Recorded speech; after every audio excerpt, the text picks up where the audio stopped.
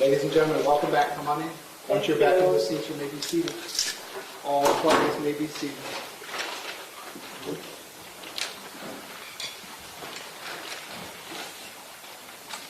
Ladies and gentlemen, those of you that are using the notepads, I'll give you a moment to get the notepads back out.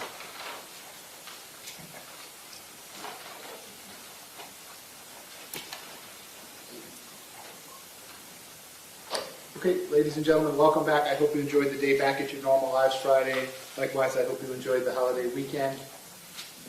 When we pressed pause on the trial last Thursday, we were continuing to be in the middle of the state's presentation. We're going to resume at that point. State, when you are ready, you may call your next witness. State calls Dr. Carol Fox and stand.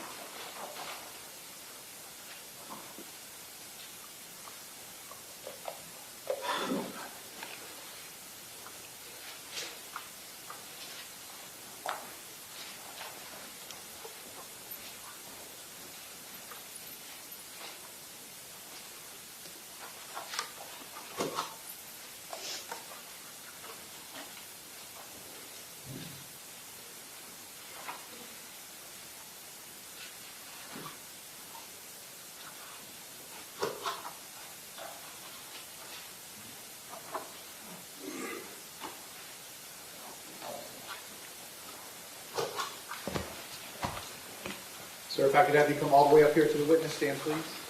Once you reach it, before you have a seat, you can just stop and look at it. Raise your right hand. You swear to tell the truth, whole truth, nothing but the truth. I do. Please be seated. Thank you. And sir, once you're seated, if I can get you to scoot that chair all the way up as far as it will go. Sure. Can you please state your full name and spell your full name? My full name is Terrell Leon Tops, MD. My first name is spelled T as in Tango, E-R-R-I-L-L. Middle name is spelled L-E-O-N.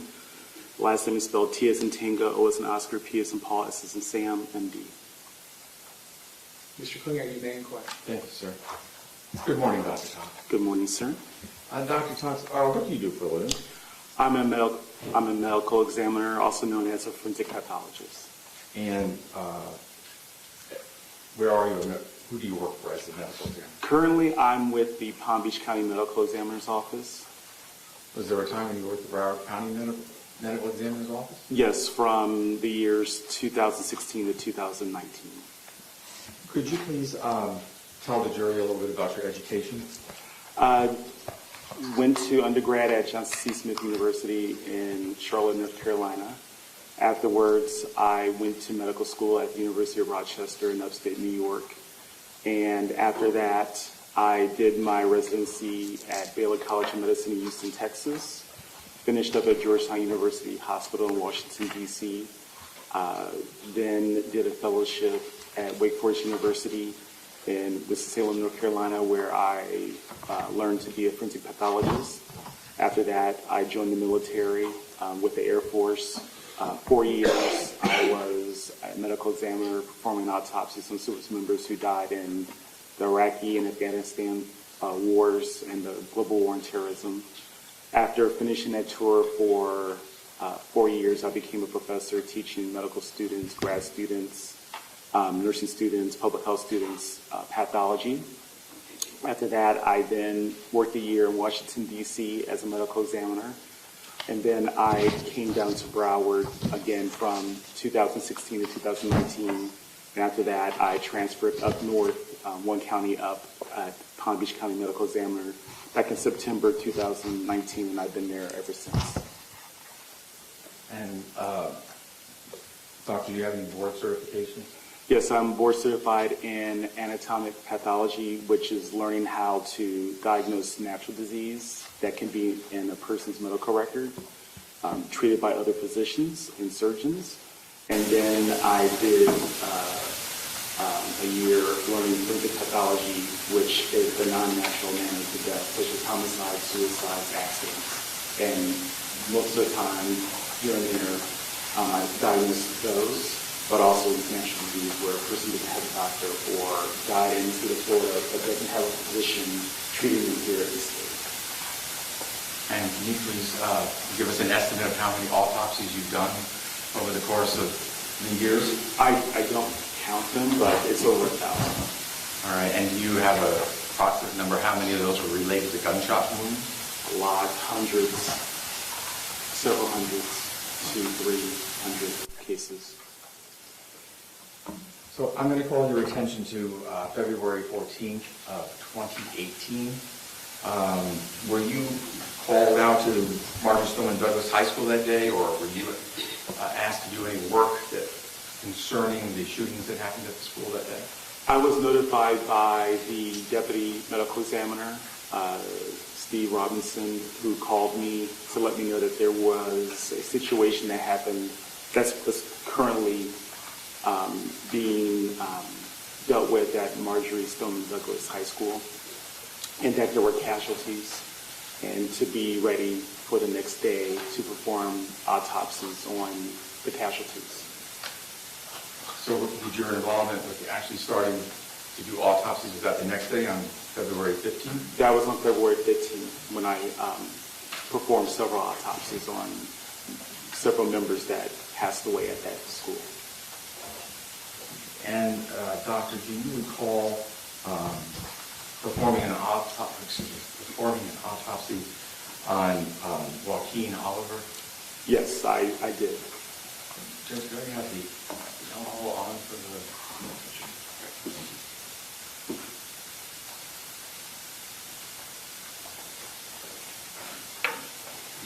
Mr. Clear? Yeah.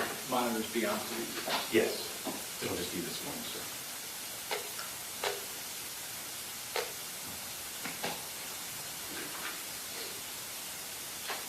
And do you recognize who's in that photograph? Yes, I do. It's Joaquin Oliver. Thank you, Jim. When you started procedure to do the autopsy, did you assign a case number to the autopsy of Joaquin? The case number was randomly assigned based on the number of individuals that were being processed one at a time. The case number that was affixed to Mr. Joaquin Oliver was case number 18-0536. That number will always be affixed like a Social Security number on Joaquin Oliver's case. No one else before or after him will have that same number.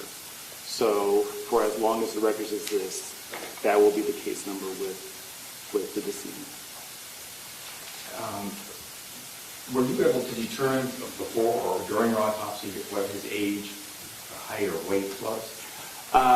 His weight was 134 pounds, and his height was 5 feet 11 inches. And his age, I believe, I don't recall if he was 17. Would it be in your report? It would be in the report, yes. If I were to show you a page of that report, would it refresh your recollection? Yes. Or do you have it?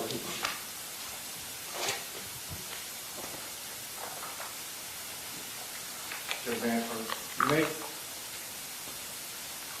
Doctor, do you recognize the report? And just look at the first page and let me know if it refreshes your memory, asks the age. Yes, it's 17 years of age. Thank you.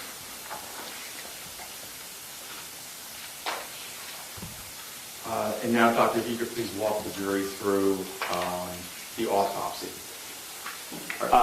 Judge, I'm going to object at this point. Relevancy, field of sympathy. Your responses to the relevancy. Which is, we have to, as part of the, if you want to go sidebar, or I'll make the objection, but it's part of the information. It's part of the proof that's in count. Three. Judge, we're stipulating to the death. Any serious bodily injury, not in dispute. Good. Hold on. I'm going to go sidebar after that.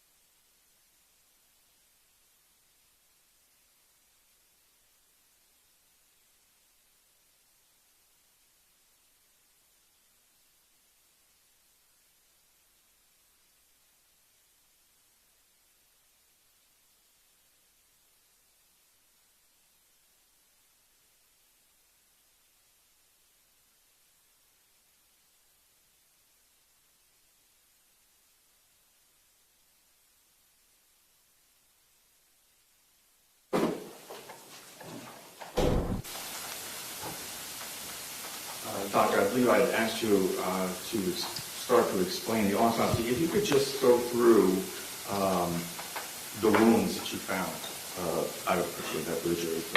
Yes, there were 4 gunshot wounds on Mr. Joaquin Oliver's body, and one was involving that of his left leg, where it entered on the left medial side of the leg, which is the side of the big toe on the left foot. It then entered and injured primarily the soft tissue, didn't fracture any bones, exited out of the back portion of the left leg. So it went from left to right, front to back, and downward. The other... Can I ask you a question just, Doctor, related to that particular injury? Would that prevent someone from being able to walk, or would it impede their ability to walk? The injury went in between the 2 bones of the leg, left leg, which is called the tibia and fibula. The tibia is the thicker bone that maintains one's height. And there is a nerve called the peroneal, I'm just mispronouncing it, I'm sorry. It's spelled Peroneal nerve. And what happens is that when that nerve is injured, it causes the victim to be unable to walk. They are unable to move their foot to walk in a gait. According to witnesses, or a witness, that after he was shot in the leg, he fell and couldn't get up. So that is one gunshot wound. Another gunshot wound involved that of the left arm. It injured the left lateral side, which is the side of towards the elbow on the left side of the left arm, and then it exited out of the front portion of the left arm.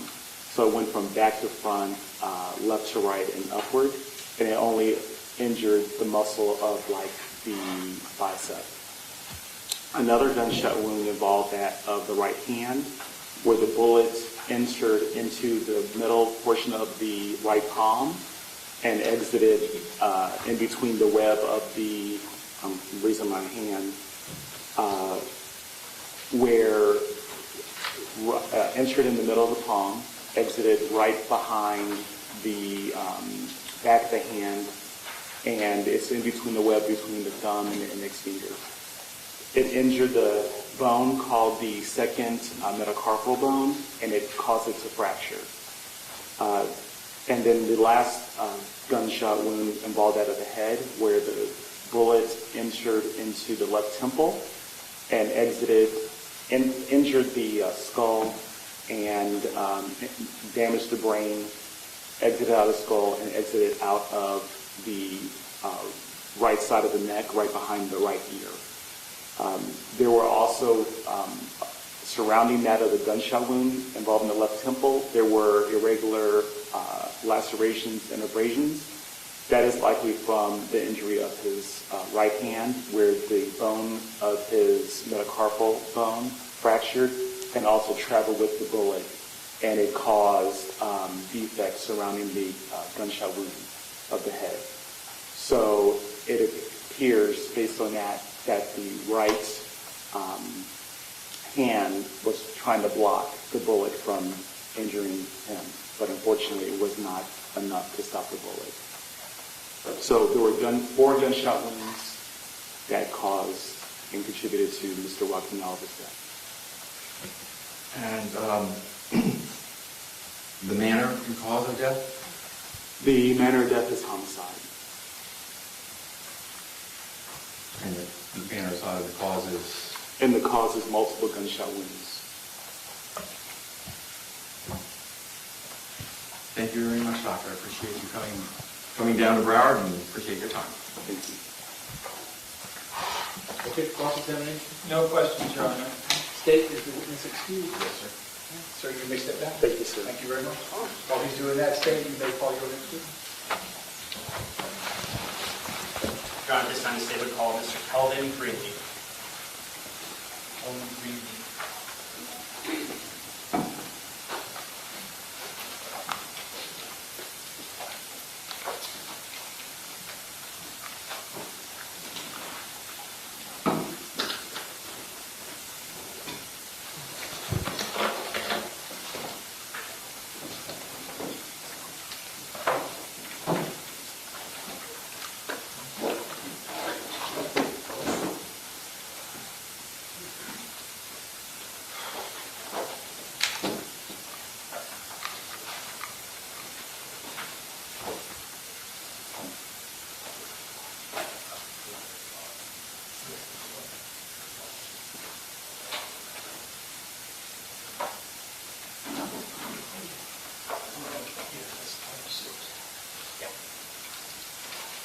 If either side wants to use the illustrators for lack of a better term, I tested it this morning, so it's good to do that. It is working on me right now. Take that away, please.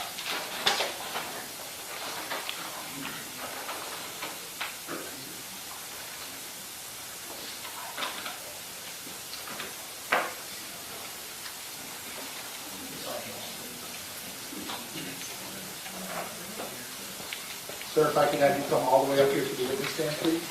Once you reach it, before you have a seat, you can just stop and look at me, please. Raise your right hand. You swear to tell the truth, whole truth, nothing but the truth. Yes, sir.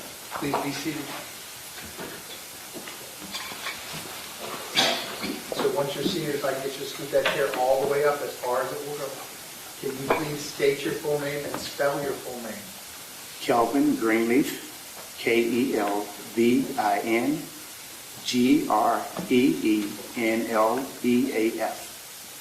Mr. Kilroy, your main requirement. Thank you, Judge. Mr. Greenleaf, how old are you?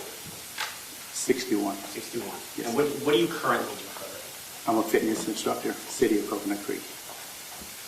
Previous to that, where did you work?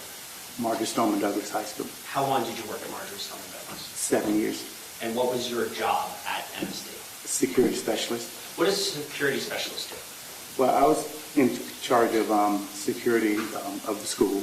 My job would include moving students from classrooms, doing searches, doing investigation and reporting that to the principal. What is the difference between a security monitor and your job, which was a security specialist? The monitor's job mainly is just to observe and report. Okay, they walk around the campus, they see anything suspicious, they're to report it to myself or an administrator. Okay. And, or administrator, or would they at times report it to Mr. Peterson? Yes, sir. It's criminal, yes. Do you know Scot Peterson? Yes, sir. Do you see him in the courtroom today? Yes, sir. Can you please identify him by an article of clothing where he's sitting? Okay, it's right over here. What color tie?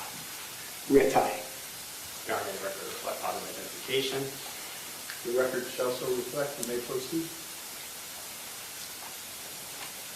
Now, what was your day-to-day job like at MSD? Day to day, normally I had to be at work at 7 o'clock. I got in usually 20 to 30 minutes before, walked around campus, made sure I was positioned before the students walked on campus at 7:40. Well, starting around about 7:15, they were allowed to start walking on campus. I was just there to be visible, greeting the kids. What did you wear? Did you have a uniform? Shirt, we had a school board shirt, and just slacks. Okay. And going back to your day, so 7:15, students arrive around 7:40. Yeah, just pretty much walking around, checking out the campus, to make sure that everything was like pretty much in order. Okay. So, what do you mean by checking out the campus? Does that mean to make sure, like, Just walking around, checking to make sure there was nothing left behind, anything on the courtyard. We had a pretty big sized courtyard where most students have to come through to come to school. So I just made sure everything was nice and clear there. now previous to working at MSD as a security specialist, where did you work? At Monarch High School. I'm sorry, where? Monarch High School. What did you do at I was a monitor at Monarch High School. So what is a monitor to a specialist kind of like a promotion? Yes, sir. Okay. And how long were you a monitor at Monarch? 3 to 4 years, something like that. In total, how long did you work for the Broward County School Board in the security, in the realm of security? It's about 12 years maybe. Now, what is your background in regards to security? Just former military, Okay. And in the military, what branch were you in? the Army, How long were you in the Army for? 5.5 years. Okay. And what was your specialty? What was your MOS? 64 Charlie, motor vehicle operator. As part of being in the military, did you go through basic training? Yes, sir. Were you qualified or certified on firearms? Yes, sir. What kind of firearms? M16, What year were you in the military? What years? 82 to 87. And you said you were M16 is what you. Yes, sir. Is that a loud rifle? Yes. So is it safe to say that on February 14th of 2018, you were familiar with the sound of rifle fire or gunshots? Yes, sir. It was loud, yes, sir. Now, going back to Mr. Peterson, in January of 2018, was there a training done on campus at Marjory Stoneman Douglas? I believe so, yes, sir. Okay. And do you recall what that training was in regards to? It was about, we was getting ready to do a drill, the fire drill, pretty much about the same thing that occurred on that date in February. So you mean like code red drills, Yes, things of that drills nature? and stuff, yes, sir. Okay. And do you recall who was the teacher of that class? Well, I want to say Detective Butler, I think it was. Is that Al Butler from Al school board? Butler, yes. Was Mr. Peterson a part of that class? Yes, sir. Now, you also spoke earlier about your responsibilities as a security specialist involving administrative searches. What did you mean by that? I was authorized to pat kids down to make sure that they didn't have anything illegal on them. So I was able to do that. Okay. And when you conducted these administrative searches, was Mr. Peterson with you? Some of the On time? occasion, yes, sir. Did you see Mr. Peterson conduct administrative searches? Yes, sir. How often? Not too often. He was with me, yeah. I'm sorry, I missed what you said. When I do a search, he would come in, but rarely did he perform any, but, he did occasionally. Okay. Now, let's go back to February 14th of 2018. Approximately 2:15 in the afternoon. Where were you at that time? I was in my office, security office, And what building was your office in? building 1. Now, what is the first thing that drew your attention that something was wrong? Well, campus monitor Medina put a call over the radio to Marjory Taylor in the 1200 building, stating that a suspicious person was walking towards his building. Working towards the 1200. I'm going to show you what's already in evidence as states 1.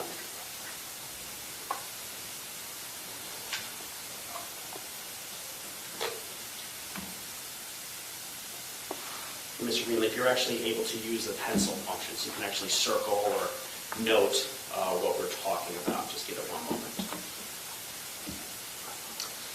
Do you see where building 1 is on this map? Hold on one second.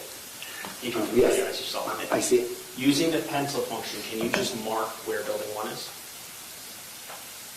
Never used one of these, though.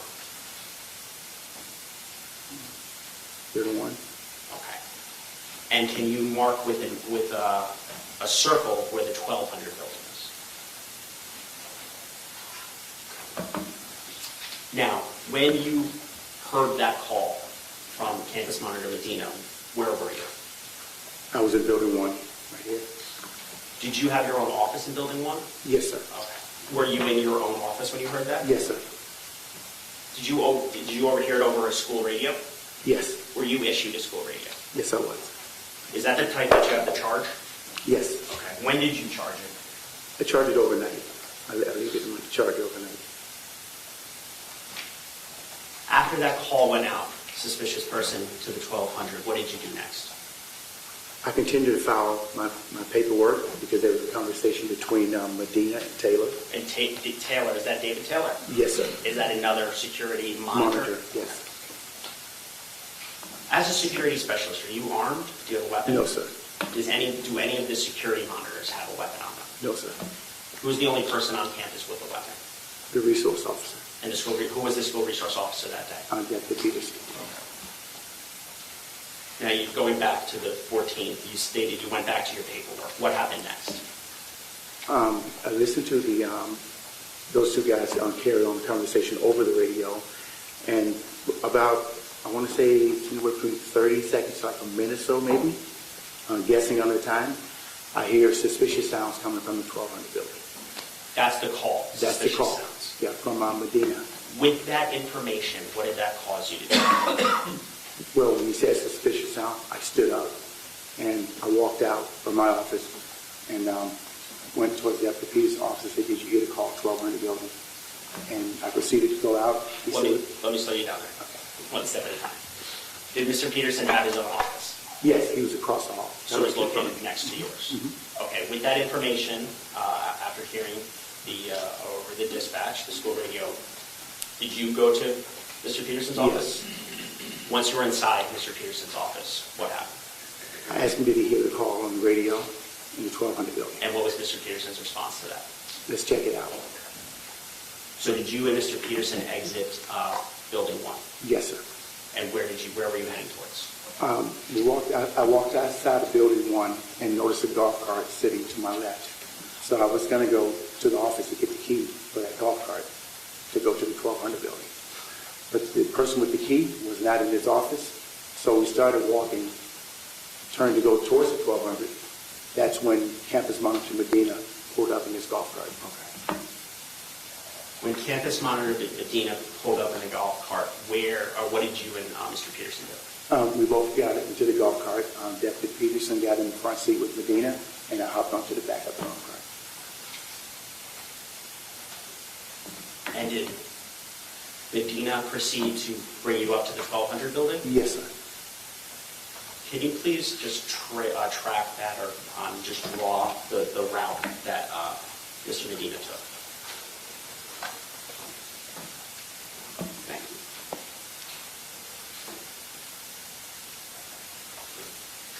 you. Now, on the ride up there, could you see Mr. Peterson? I was in the back. I could see him like leaning, talking on his radio. Okay. Which way were you facing? I was facing the front, looking north. So were you kind of turned around? No, I was You jumped straight on the ahead. back like this. Straight ahead. Now, ultimately, were you dropped off by Medina? Yes, sir. Okay. I'm now showing you, can I clear this one now? Now showing you what's already in evidence as State 17, I can posit 2 photographs. Looking at this first photograph here, can you please mark with an X approximately where you and Mr. Peterson were dropped off? It says somewhere over there. Oh, I'm sorry, we go back to the pencil, I apologize. Now do it. It's somewhere over here. Okay. When you were dropped off, which way were you facing when you got off the golf cart? It was facing north. Did you see Mr. Peterson get off the golf cart? Don't recall it. Okay. When you first got off the golf cart, did you hear anything? I did hear something, yes. What did you hear? A gunshot. Where was that gunshot coming from? In front of me, the building in front of me, 1200 building. How did you know it was a gunshot? Look, I'm familiar with gunshots, but Deputy Peterson said shots fired. How far away, you can estimate this, were you from Mr. Peterson when you heard the shot and when he said shots fired? Not 5 feet, so I was pretty close to him. Okay. At any point in time, did you see Mr. Peterson take out his firearm? Yes. Was he holding it in his hand? Yes, sir. Now, how far, and I moved the picture, so I'm going to erase it and start over. I apologize for that. Can you just mark again approximately where you were? How far would you estimate that you were from the building at that when you got off the golf cart? The building itself? Yes. You can guess this. Estimate. I'm going to say about 10, 15 yards, maybe. Okay. Were you pretty close to the building? Yes. And you said you heard the shots from the 1200. Could you tell whether they were inside the building? Yes, sir. Yes, sir. How could you tell? Just from the sound of it. Can you just describe to the jury what you mean by that? It was like a booming sound. It's like it was enclosed. Yeah. I've heard shots outdoors before and also inside. It would sound like the shot was just enclosed. So it sounds different when it's shot from the Yes. inside, is what you mean. Okay. Now, after that, you hear the gunshot. What did you do next? We turned, ran south to the 700 building. Could you You want please to mark just that? kind of mark the route of the trail, trace where you went? To here, over to here. the corner. Why did you run away from the 1200 building? Well, Deputy said take cover, so it's that direction we ran to. Did Mr. Peterson tell you to run that way, or did you just instinctually run that And way? see to follow me, yes. I'm sorry, I missed that answer. Yes, sir. Just distinctively, I ran south. And why did you instinctively run south? Away from the building that I thought the shots were coming from.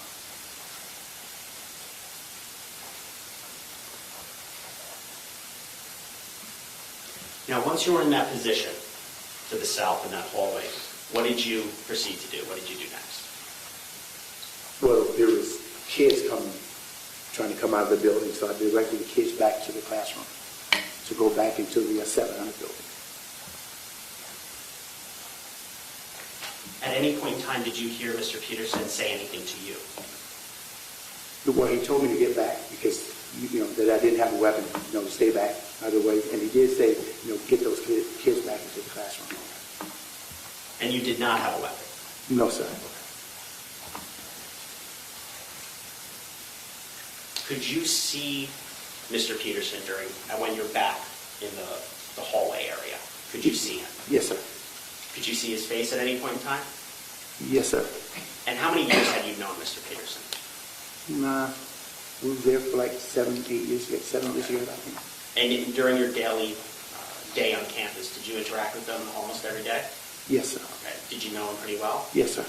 How did he appear to you when you saw him in that hallway? It was different. I mean, he was sweating and breathing hard, so. You said he looked different. What thought process did you have? Just his facial expression was, just didn't look the same. It was kind of like, I don't know, kind of blank in a sense.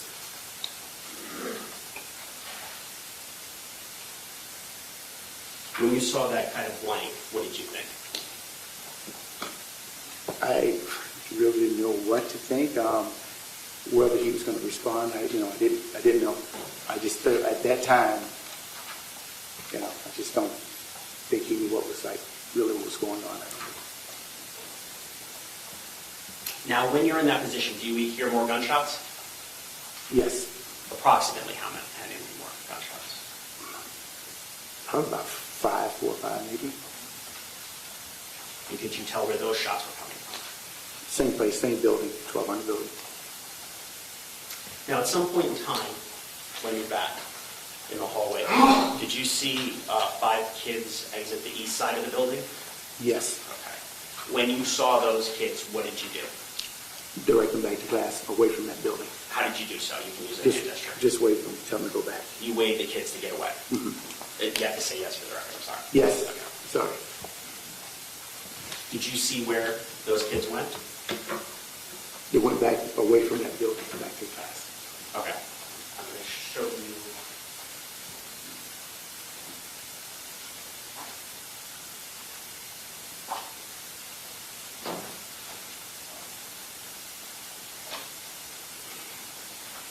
I'm showing you it's already in evidence of state 16.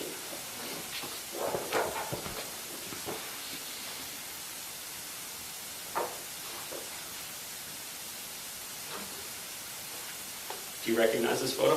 Yes, Does this photo show where you and Mr. Peterson were standing when you were closer to the building before you heard the shots? yes. Can you mark approximately where you were? Somewhere over here. I'm showing you the second photo. Does this show, if you could just mark, I'm going to delete this, erase this, could you just approximately where you were? Same place. Now, when you told the kids to get back, the kids coming out of the 1200 building, could you tell, were they coming out of the east side doors? Yes, Are those the east side doors that you see there? yes. Now, were there other kids in the 700 building, in the building that you were next to also that you were telling to get Yes, back? yes, sir.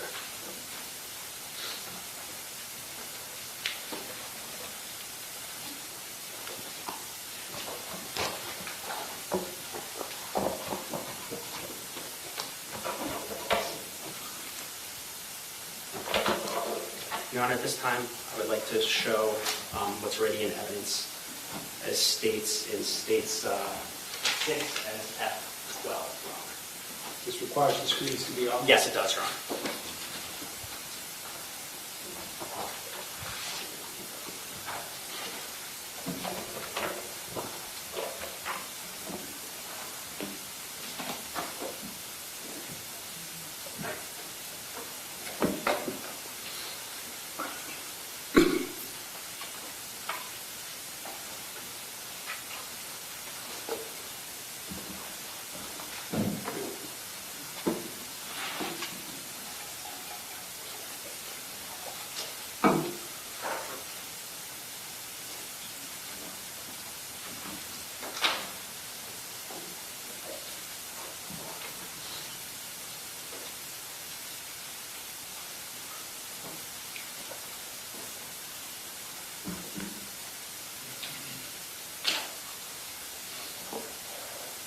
Now, if we could just pause this for a second.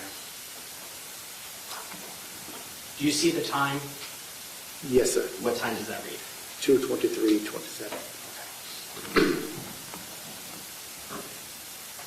Actually, Aaron, can you rewind that? This is the very beginning. I apologize.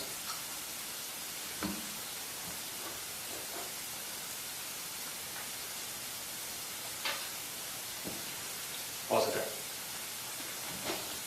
Do you see the golf cart? Yes. Bottom left screen. Is that you hanging off the back?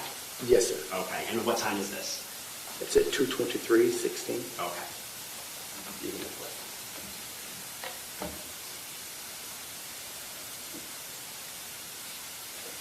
You can pause.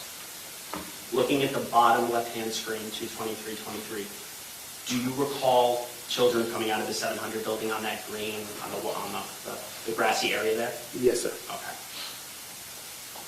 Were they there because there was a fire alarm going off? I apologize. I don't know if it was, I don't recall the fire alarm, Okay. but something happened to come out of that building. But you recall seeing the children Yes, coming out of the recall building? seeing, Okay. yes.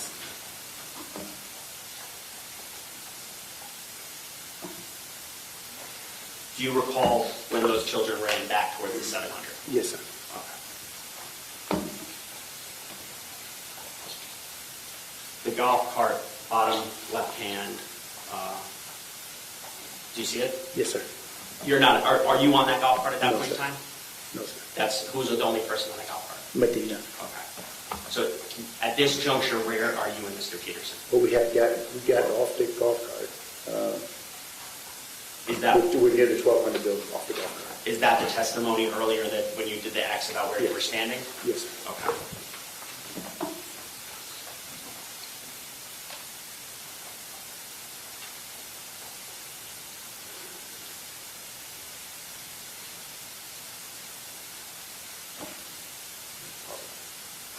Bottom left-hand screen, do you see the time?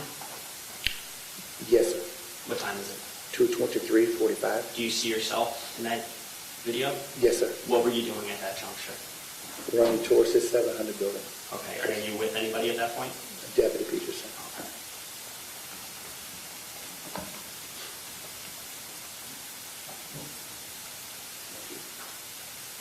On the bottom left-hand screen, do you see the individual standing out there? I know it's kind of hard to see, but do you see it? Yes, sir. Is that you?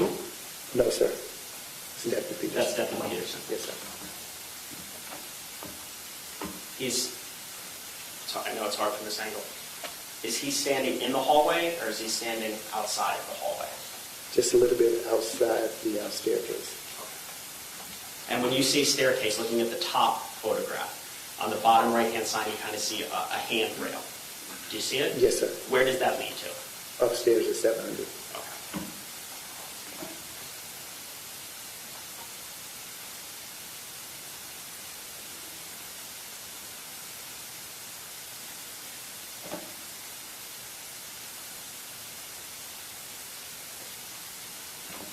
Do you see, what time is it right now? 2:24:05. What's in your right hand? My radio. What are you doing with your left hand? I'm pointing, directing kids. Are those the kids? And then Aaron, if you rewind it a little bit, please. You can play.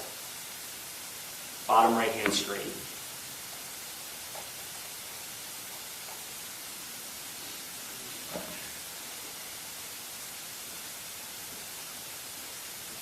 Are you directing the kids that just ran out? Just ran out of the building. That stairwell, bottom right-hand screen, do you see which stairwell, or do you know which Yes. stairwell that is? Yes, sir. Which- It's on the east side of the building on the first floor.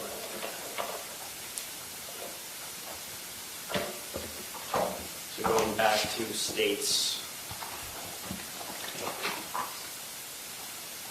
16, it's this stairwell right here. Okay. Yes, that's the east stairway.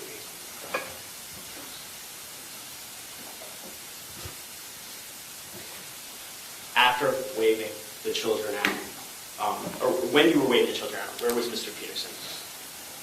He's on that spot on the 700 building.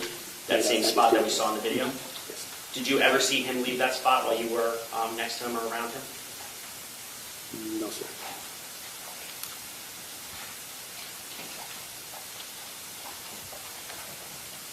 While you were still standing there, did you hear more gunshots?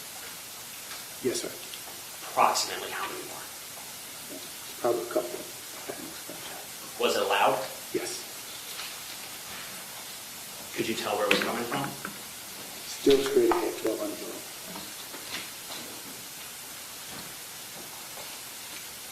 Now, after you are going back to states 17, after you know, actually, let me go to the second photo, state 17. After you're in the hallway there, do you ultimately leave that area? Yes, sir. Where did you go? I walked back south, back towards the auditorium, Why did you do that? to put more kids back. There was a couple of kids hanging out up in that area, so we put them back inside the auditorium. Okay. Now, we spoke earlier about these Code Red drills. What was your responsibility during the Code Red drill? Well, a code red should have completely locked down. I should have went and took cover or locked myself into a security place. But I just took it upon myself, I guess, to go where, the problem was located, where the problem was reported. It was reported 1200, so I went, and once I heard the gunshots, technically I should have went and locked myself down. But what did you do instead? Make sure those kids were safe.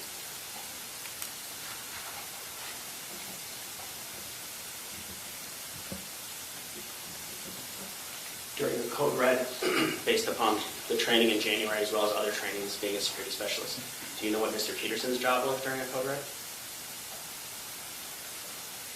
For Deputy Peterson?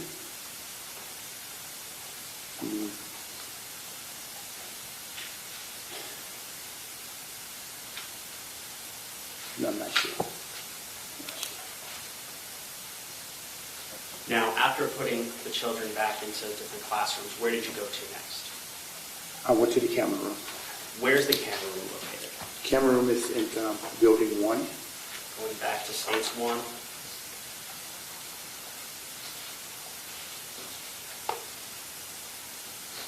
Building 1? Yes. Who did you go with? Mr. Morford, assistant principal. When you went to the camera room, or is the camera room located near your office?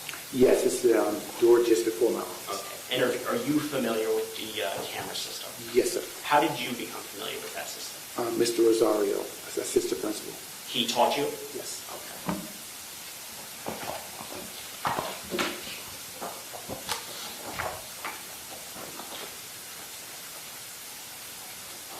Right, what is your name? You may. Mr. Greenleaf, I'm showing you it's been previously marked for state's identification as 2Y or YY. Do you recognize this diagram? Yes, sir. Okay. Are you familiar with what it's detailing? Yes, sir. The direction.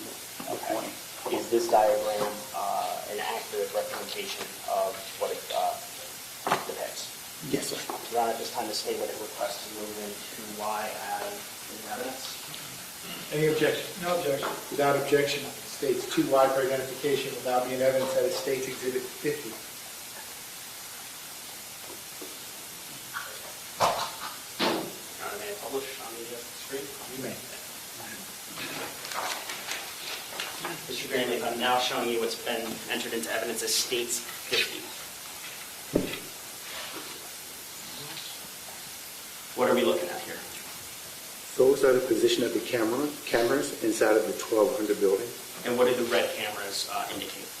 Red camera are the ones that inside the hallways, Okay. And what do the black indicators mean? the staircases. And you're familiar with these cameras, as you just testified, Mr. Rosario touched the camera system? Yes, sir. Okay. All right, approach. You may. Mr. Greenleaf, I'm now showing you what's been previously marked for identification as States 2Z or ZZ. Do you recognize this diagram? Yes, sir. Okay. And are you familiar with what's on it? What's depicted on this diagram? Those are cameras that's around the campus. Okay.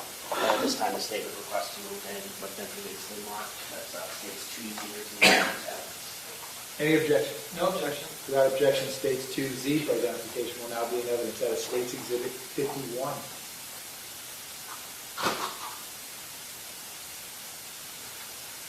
Mr. Kilworth, can this be on? Yes, it's this hand, yes.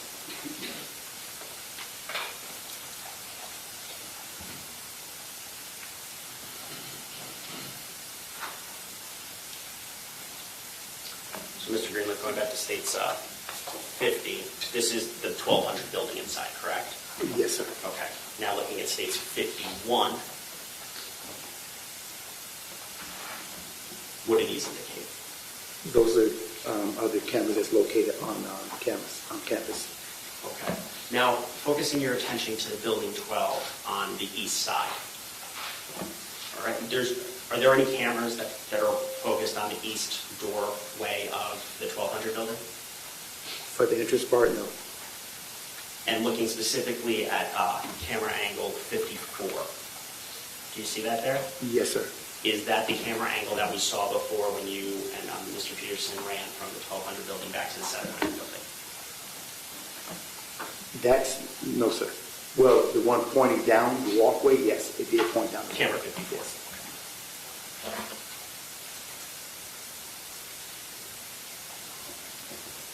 While you were in the camera room, what were you tasked with doing? What did you have to do?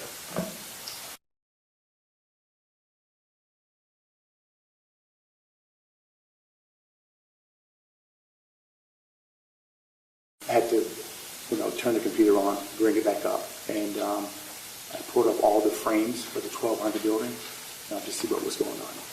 By frames, do you mean from the cameras inside? Inside the 1200, yes. First floor through the third floor. Okay. In terms of the camera system, how does it work? Is it a live feed? Yes. Okay. When you hold it up, you said you turned you turned the computer on, brought up the cameras. What did you do after that? I had to pull the 1200 building separately away from the rest of the cameras. So once I set it up from the first to the third floor, and that's when it was visible for us to see what was going on. Could you see what was happening live when you did that? Yes. Could you actually see anything? No.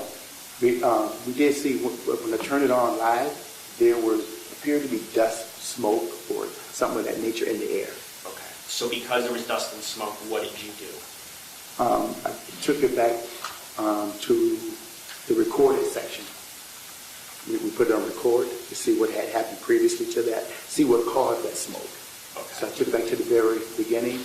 That's when I saw the suspect walking into the building. Okay, so just for clarification for the jury, you can watch it live, but it's also recorded, Yes. so you actually rewound it to actually see what had occurred in that building. Right. Okay. And approximately how far back did you have to rewind?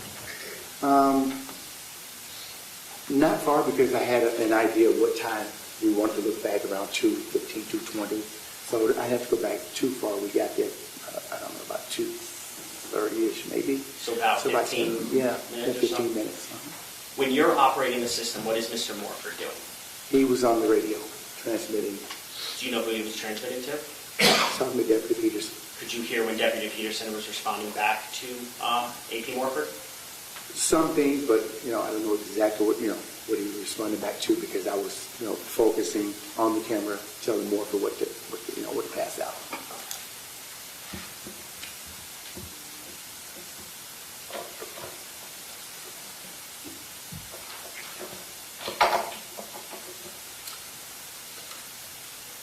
this time I'd like to show what's already in evidence as states F11 is part of states 6. The screens would be all. No, they do not. They do not. Okay, you may proceed.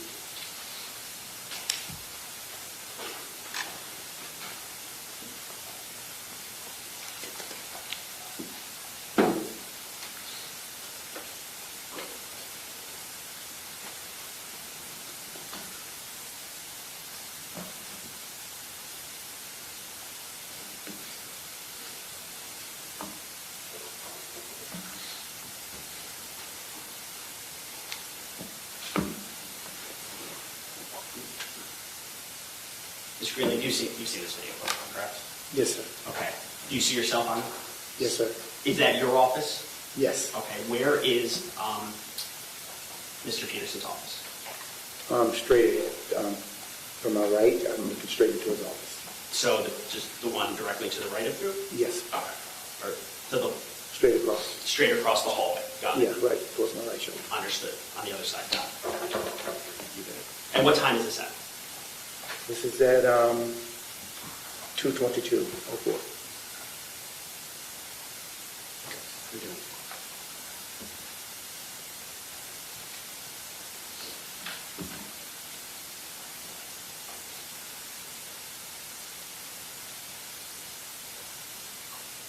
Who is that behind you? That's campus monitor Stobley.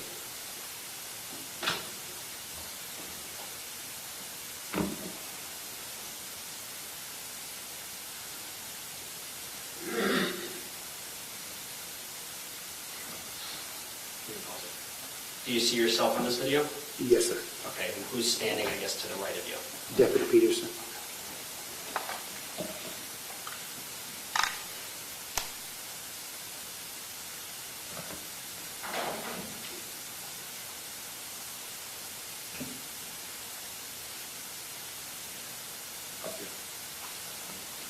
Do you see the time here? Yes, sir. What time is it? 2:22:39. You begin to head north at this point? Yes, sir. Are you doing it in a quicker Yes, manner? sir. Why is that? Hearing sounds.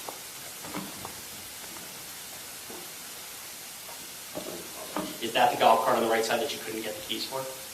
Yes, sir. Okay.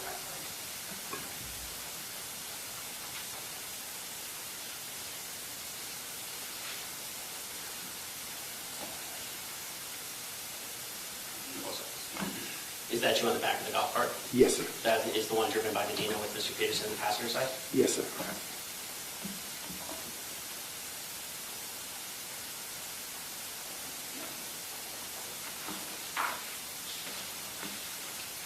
Now, did you see people running while you were driving on the golf cart? Yes. And were they running southbound? Southbound. Were they running away from the 1200 building area? Yes, sir. Okay. Looking at this screen here, do you see what time it is? Yes, sir. What time is it? 2:23:12. Is that the golf cart that you're on? Yes, sir.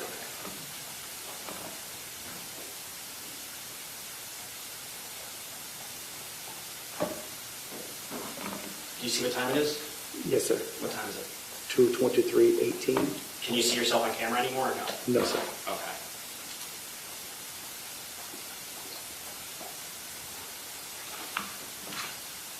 Are these the students that you saw walking out? Yes, sir. And then these are the students you saw running back Yes. away from the 1200? Yes, sir. The golf cart, top left, do you see what time it is?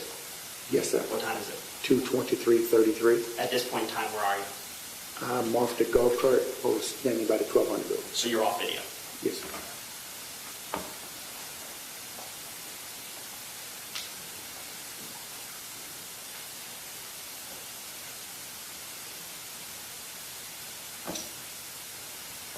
Do you see yourself on video here? Yes, sir. Okay, what time is it? It's on 2:23:44. Off camera, approximately 26 seconds. Does that sound about right? Yes, sir. Okay.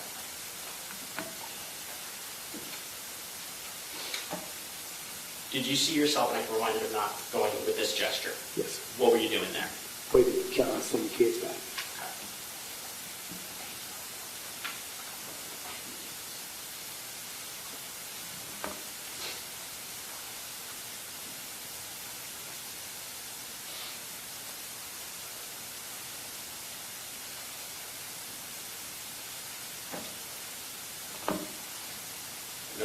Rochester, is that the one for the kids coming out of the 1200 building? Yes, on the east side of the 1200 building, yes, sir.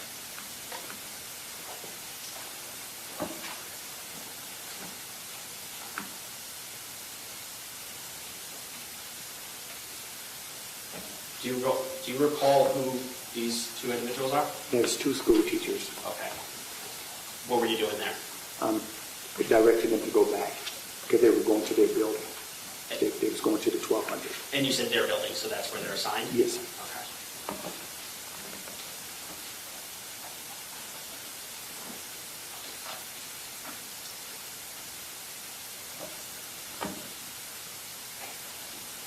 What are you doing there?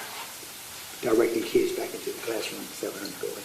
So this is the 700 building, and the classroom doors open to the outside? Outside, yes, sir.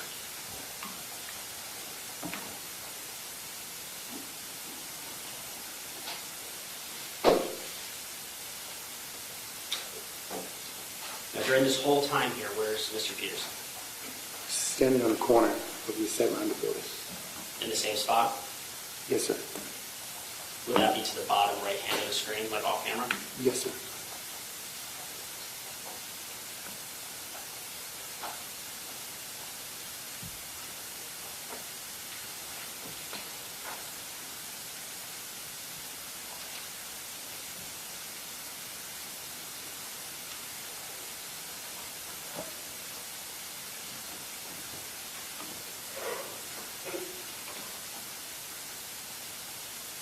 Who is that person walking towards us there? Campus monitor Starbley.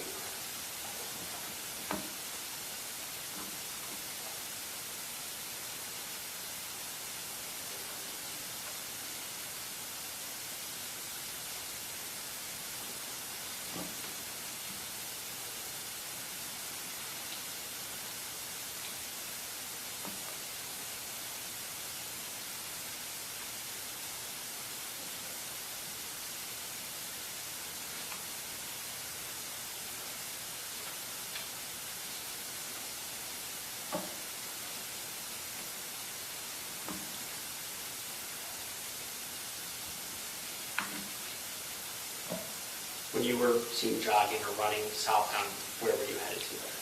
To the auditorium. Why did you go to the auditorium? There were students out there.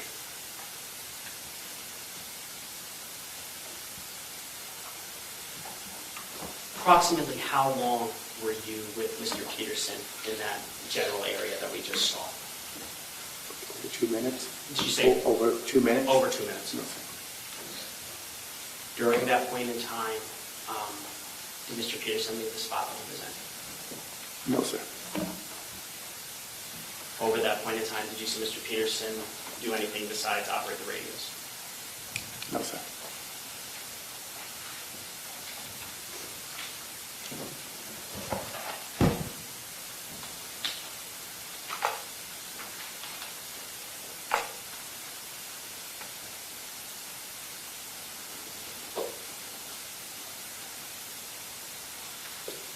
At this time, I can further for Mr. Newman.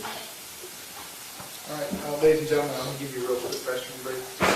Then we'll pick it up with the cross-examination of the witness. Same admonition as always, please do not discuss the facts of the case, the evidence, the witnesses, or the testimony amongst yourselves or anyone else till we reach the end of the case. You will leave the notepads in your chairs and step in the back home in one moment. I will be right back with you. Thank you.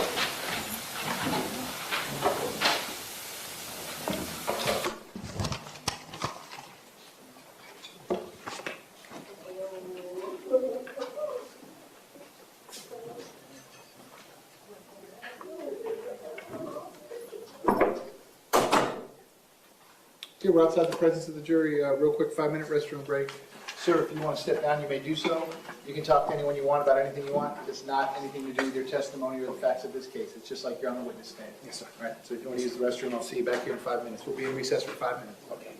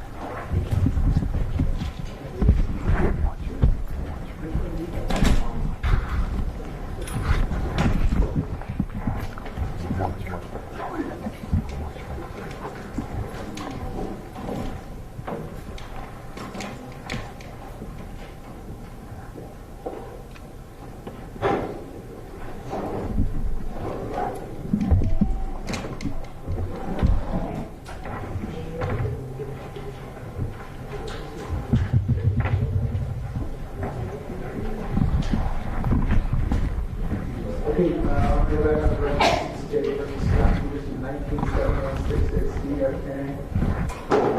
Mr. Jones, Mr. Killer, Mr. Cleaner present for the state. I have Mr. Driver present, Mr. Peterson. Likewise, is present here outside the presence of the jury. The witness remains on the witness stand. State, anything you need to address before we resume? Your Honor, there was just a question with Mr. Aguilar and wanting to use a photograph for the witness. I mean, I know you can do it. I'll probably use the one you gave me instead. You're going to use one. Yeah, it's not ideal. But no objections. But no objections. Okay. Mr. Driver, you got anything you need to go through before we bring the jury back in and begin the cross-examination? No, you're not. Okay. Please bring the jury back.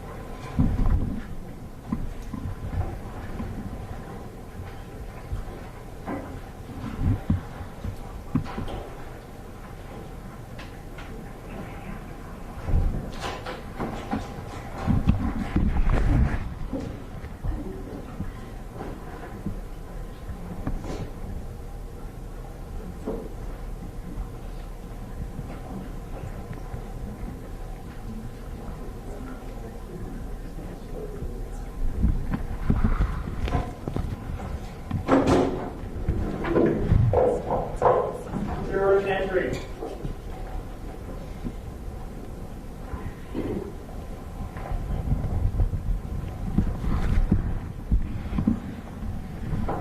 Ladies and gentlemen, welcome back. Come on in.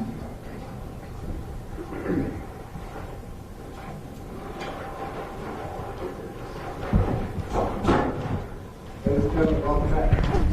After those teaching may be seated. All the parties may be seated. Ladies and gentlemen, those of you using the notepad, I'll give you a moment to get those notepads back now.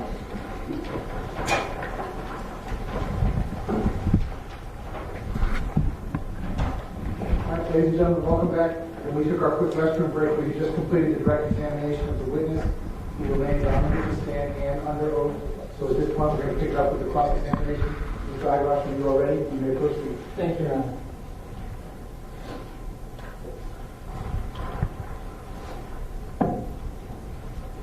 Good morning. Good morning, how are you? I'm choosing to be wonderful here. It's great to see you again. We met during a video deposition back on November 30th of 2021. Do you remember? Yes. That? And I got a chance to ask you everything that you saw and heard, correct? Yes. Okay. Let's go through some of that testimony that I heard you give on direct. First, started off, you said you were you're a fitness specialist now, trainer, correct? Yes. All right. And you've been training for about 14 years, correct? And on the day of the shooting, February 14, 2018, you're employed as what we call a security specialist, correct? Yes. And you had been there approximately 9 years as of February 14, 2018, correct? No, not 9. I came here in 2011 and I was out in 2018. Okay. And when did you first meet Scot Peterson? When I came here. Yes. And how would you characterize him professionally? What kind of job he did? Did a great job. Tell the jurors about that. What do you mean? Well, anytime I needed him, doing searches, fights, stolen cell phones and things of that nature, he was always there for me. And by fights, you don't mean any that you got into. No, with my students. With the students. And if students were fighting, did you see Scott immediately jump in the middle of things to separate kids? Yes, sir. Did you ever get the sense that he was a coward in any respect? No. Did you get just the opposite sense from him? Yes, sir. And how was he with the kids, his interaction with the kids? He was good with this. That's what really good with this. And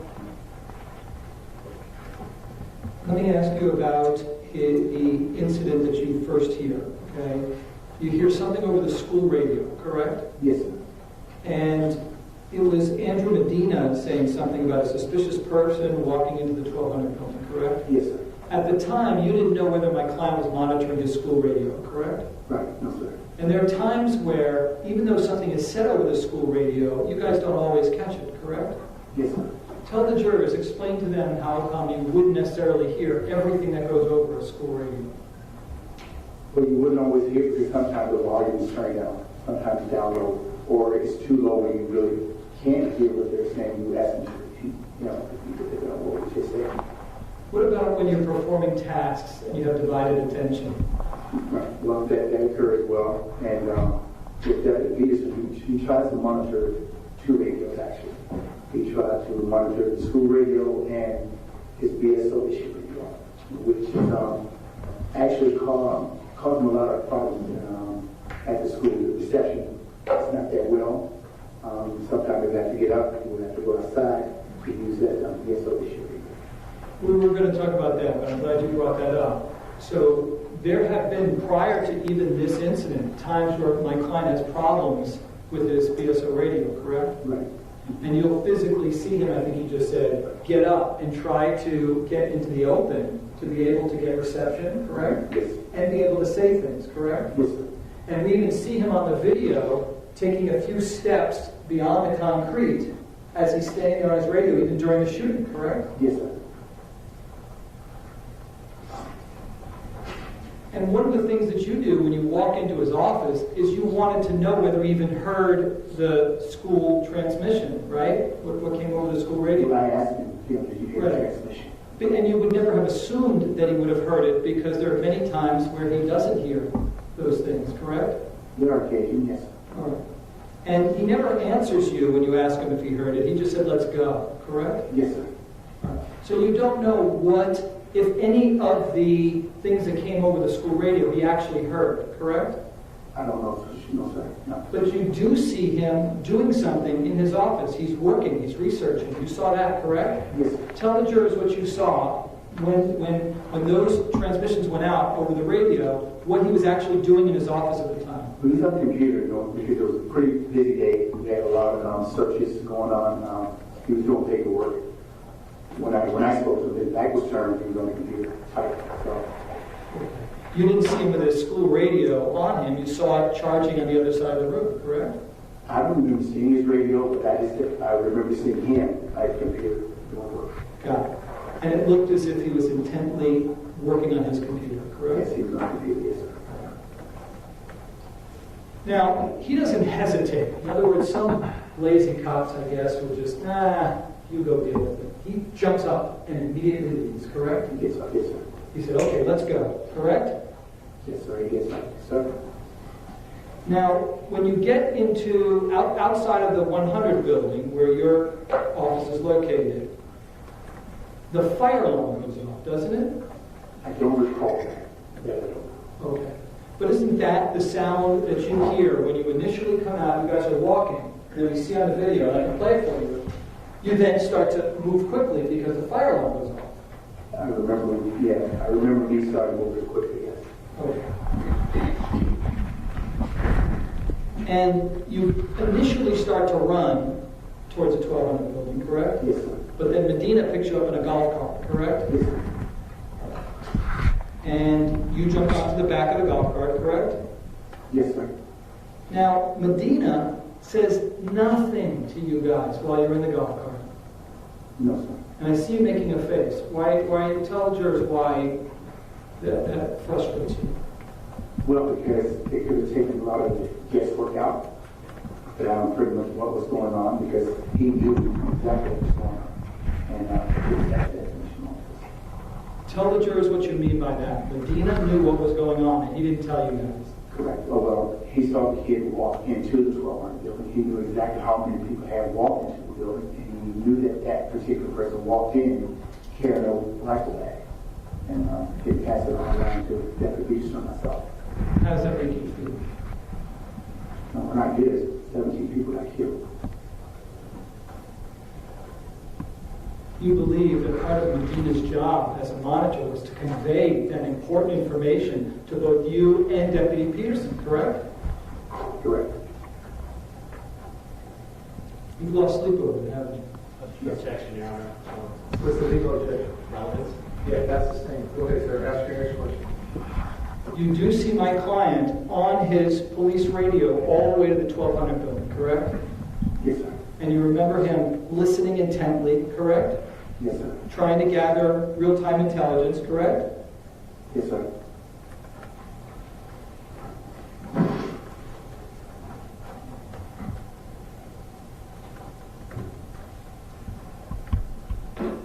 So when you arrive at the 1200 building, both you and Deputy Peterson get off of the golf cart, correct? Yes, sir. I'd like to go through the video and have you take us through that.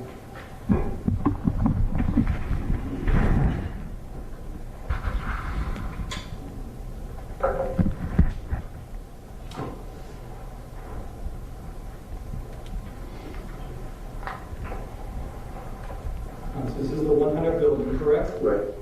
And this is when you and Deputy Peterson are leaving that building, correct? Myself and this Captain Marjory Scott. This is one of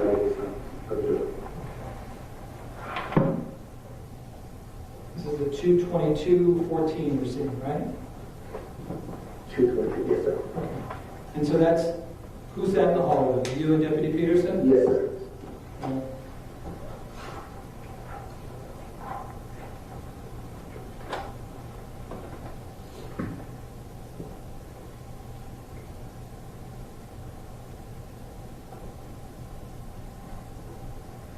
No, stop. You begin running because the fire alarm's going off, correct? Well, something got my attention, plus I saw Medina driving up on the golf cart. Okay. And then what happens next? Let's go. Keep going. You guys are both jogging, correct? Yes, sir. Scott Peterson is jogging now towards where he needs to go, correct? Yes, sir. And at that point, let me just pause for a moment. When you see him jogging and you see him acting up to this point, do you believe he's doing everything he can to be present and to help whoever needs him? He was trying to get down to the area where he was going. Okay. At no point does he say, hey, I'm out of here, I'm going to go jump into my car. He doesn't say anything like that. No, sir. Everything else was focused on trying to be of service, correct? Yes, sir. All right, next thing. Keep going. So now you're driving towards the 1200 building, correct? Yes, sir.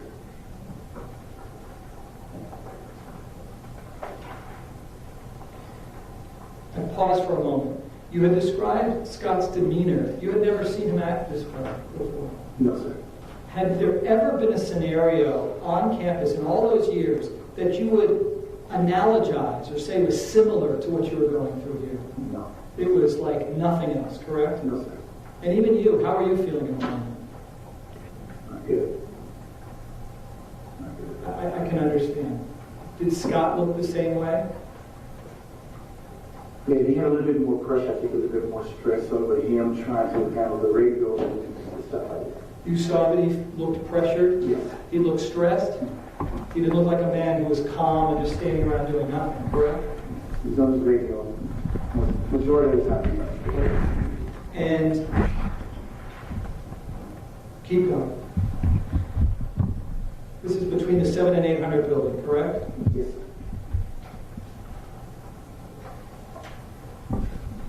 And what about 22320 right now, correct? Yes, sir. All right, pause for a moment. There are kids coming out of the 700 building, correct? Yes. And they were all coming out because the fire alarm had gone off, correct? I don't know the reason why they came out. It could have been. I don't know why they came out, but I do know that they were coming out. Well, the bell hadn't rung yet, Not correct? happening, but like I say, myself, I don't remember hearing the fire alarm. I got that. And isn't that, I mean, and you wouldn't be lying about that if the fire alarm was going off. It's just one of those things, right? Is that a yes? Yes, sir. Meaning that because this is a very stressful situation, it's possible the fire alarm was going off, which would make sense because the kids are leaving the 700 building, right? Objection is to counsel testifying. Yeah, that's the thing, because they're asking a question with a question mark is being removed. Would kids be coming out of the 700 building prior to the bell leaving like this unless there was a fire alarm? No, sir, not one. Okay. So, how many hundreds of kids are in the 700 building? Quite a few. Let's ballpark it, just so we know how many came out. Just on that, in that area? Or The entire 700 building, I The know. entire 700 building, it's like hundreds of kids, like 600-700 kids maybe. Okay. Yeah. And there's no kid that's immune to the fire alarm. In other words, you don't have any special kids who they get to stay in the building. They're coming out, correct? And Yes. did anyone ever ask you to compile a list of all the students who came out of the 700 building during the fire alarm? No, sir. It wouldn't have been difficult, right? Because there's a teacher, and each teacher has a classroom, correct? Yes, sir. Do you know any of these kids that are coming out? Like, can you identify any of them? I can't write down, but I'm pretty sure I know quite a few of them. So. Okay. And keep going, please. And you see that they look like they immediately start running in a different direction, correct? Objection is to counsel testifying. Yes, that's the statement, yeah. Do you see them reacting on the video? Yes, sir. Okay. And in which direction do they run? They were running back south, back into the building. Okay. Back to 710, I think it was. All right. And pause for a moment. So there's a period of time where you both don't run to cover them, correct? Right. You're standing by the side of the 1200 building, correct? Yes, sir. All right. And you said that you heard some shots fired, correct? Yes. And isn't it a fact that you merely assumed, based upon what you had heard on the radio, coupled with the sounds, that they were coming from the 1200 building? Well, I knew there was gunshots and was confirmed when the police yelled out, shots fired. Okay. So in terms of the location, though, didn't you make an assumption based upon what you had heard on the school radio, coupled with the sounds? You assumed that they were coming from the 1200 building, correct? No, sir. I knew they was coming from the 1200 building. Do you ever then say to Scott, "Hey, Scott, there's shots in the 1200 building"? No, I didn't say that. Okay. So in all fairness, you don't know what he was thinking, correct? Right. I don't know what he was thinking of. Got it. And he doesn't immediately run to a position of cover. Both of you stand next to the building, and then you see him on his radios, correct? Yes, sir. You see him immediately yelling into his BSO radio that, possible firecrackers, shots fired, correct? Yes, sir. And you hear him order a code red on his school radio, Yes, sir. correct? Mhm. And whose benefit was that for? When you're hearing that, what are you thinking? Whose benefit was that for? The students, the staff members. Everybody. Everyone on the campus, yes. And up to that point, did you believe Scott was doing everything he could? Yes, sir. Okay. And even though you thought that the shots might have been coming from the 1200 building, number one, you don't know how many shooters are on campus, correct? Correct. There could be, in your mind, multiple shooters in different locations, correct? Could have been, yes, sir. Did you know whether the shots were contained exclusively in the 1200 building, or could they have also been coming out of the 1200 building? From the one I remember hearing, we're inside the 1200. I understand. Did you eliminate in your head as a possibility that those shots would never then come out of the 1200 building? Or was that a possibility? No, sir. Like I said, the shots I know for certain that I heard came from inside of that building. You worked real hard to make sure that those kids who were coming out of the 700 building got back into their classroom, correct? Yes, sir. There was a reason why you didn't want kids around the area of the 1200 building, isn't that correct? I wanted those kids nowhere near the 1200 building because I knew the shots were coming from inside the 1200 building. Okay. And you certainly thought that if they remained outside, they could be harmed in some way, Yes, sir. correct? Yes, sir. Okay. And you weren't the only one who wanted the kids back in. Scott wanted the kids back in, correct? Yes, Objection sir. is speculation, Your Honor. but that's his thing. Well, let's take a look at the video. You remember him showing you the video earlier, correct? Yes, sir. Where you're gesturing to get the kids back inside, correct? Yes, sir. But take a look. Isn't Scott gesturing as well? Judge, I'm going to object to that. Yeah, that's the thing. Looks like what-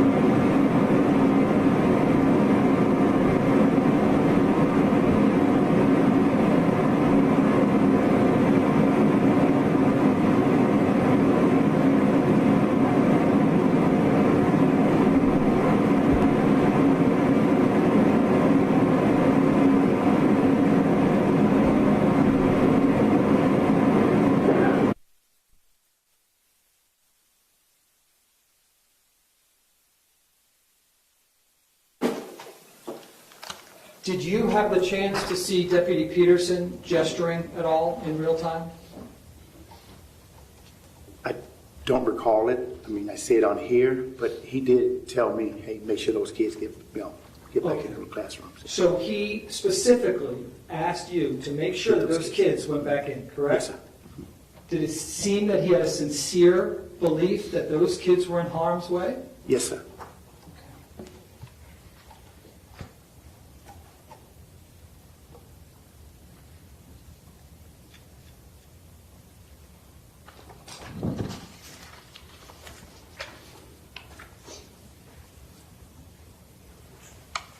And if I heard you correctly on direct, he tells you, he orders you, get the kids back into the classroom, correct? Yes, sir.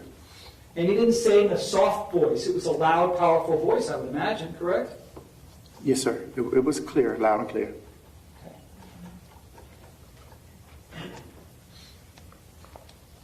You also had concerns about the safety of the kids who were in the parking lot area too, correct?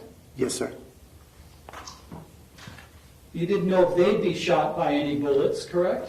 Correct.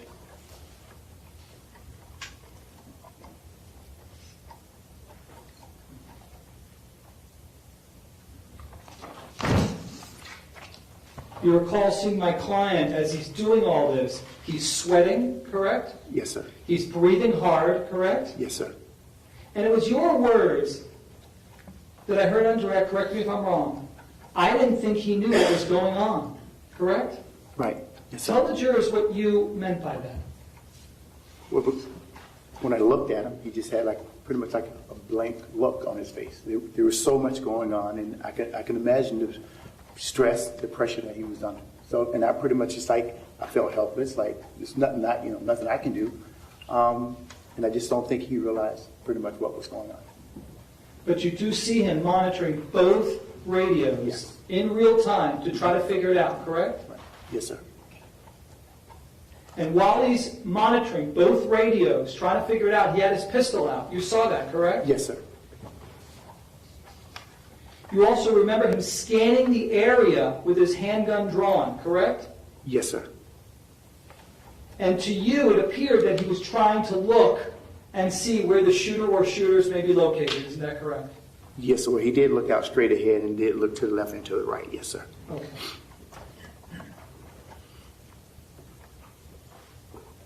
And during this whole time, you still see my client monitoring to ensure that there were no kids running out of the 700 building, correct? Yes, sir. That was an ongoing thing because you both wanted to make sure that they weren't in harm's way, correct? Yes, sir.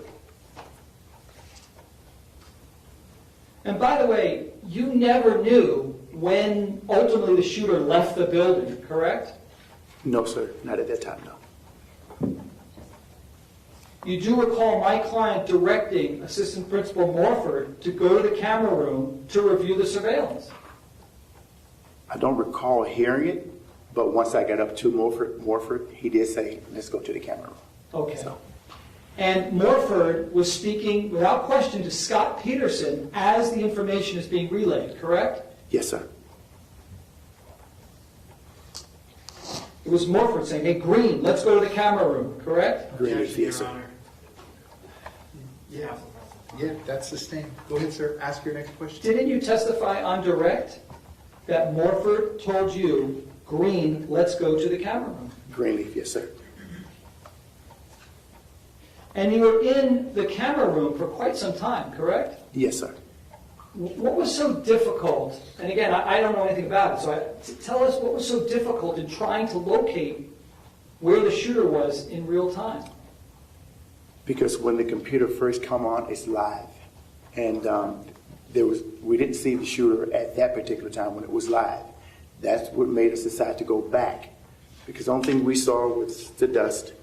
When it was live, we saw a few bodies on the floor, and that's what made me take it back to the beginning to find out what had transpired. At no time during this lengthy process of you reviewing the video did my client stop talking to Jeffrey Morford, correct? Yes, sir. We was feeding him the detail that we saw inside the building, yes. Okay.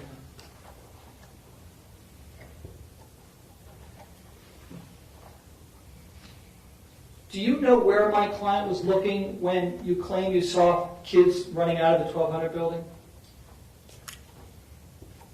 He was standing on the corner. I don't know exactly Right. what he was doing. I mean, I know he was on the radio, but where he was looking, I don't know. Those kids never came towards you, did they? No, sir.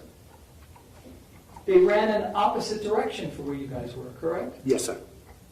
And from the photo that we saw earlier, where's that photo?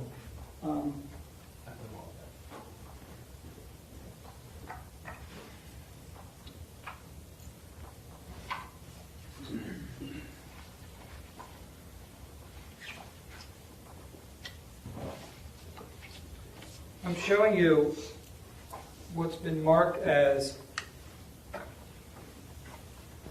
3 of 3 of the state's composite exhibit, which is 16.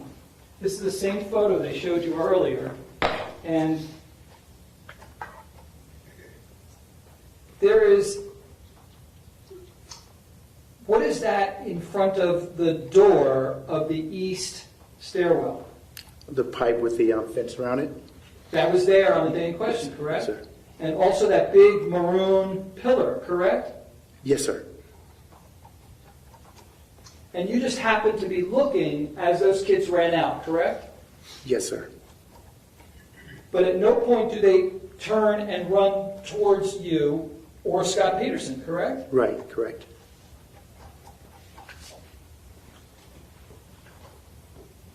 And also, when you're standing where Scot Peterson was and where you were, okay, and you look to the west, was there anything there in front of you, like a tree?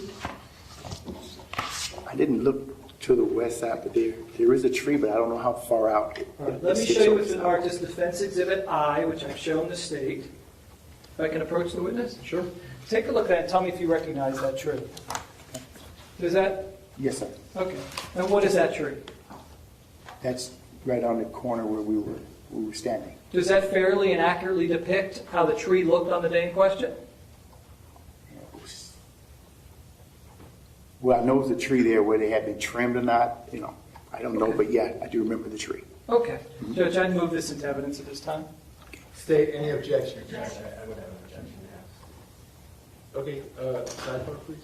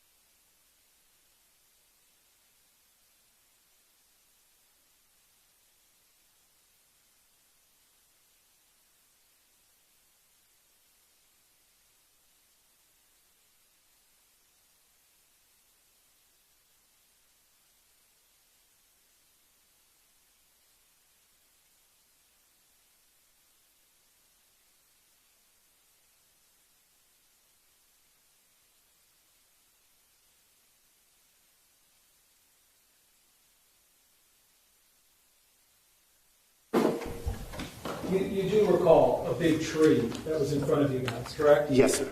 And it's not, this is not a small little tree, this is an extremely large tree, correct? Yes, sir. Okay. And would the branches cover a significant portion of the 1200 building if you're standing where you and Scott were? It covers some of it, yes, sir. Okay.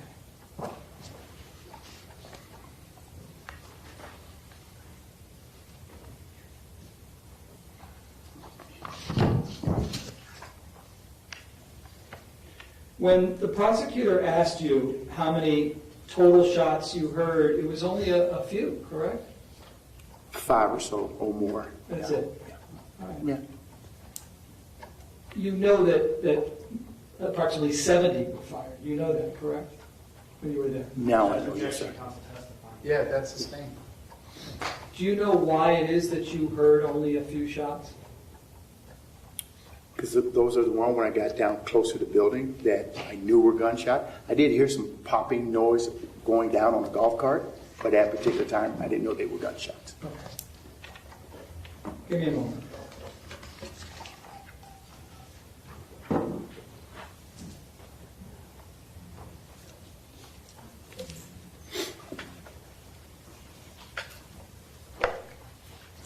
From the beginning of the time that you were with him to the time that you left him, did you believe that he did everything he possibly could with what he knew to try to help everybody? Objection, asked and answered, Your Honor. Yeah, that's sustained. I didn't focus on the end part. I had just discussed up to that point. So I'm just asking from the time this is now at the And end. the objection was sustained. Ask another question, go ahead. Did there ever seem a time to you that my client really did know with certainty where the shots were coming from exclusively and then chose to act like he didn't? Objection, speculation. Yeah, that's sustained. Nothing further. Okay, based on that, any redirect? Yes, Your Honor. Go ahead, sir.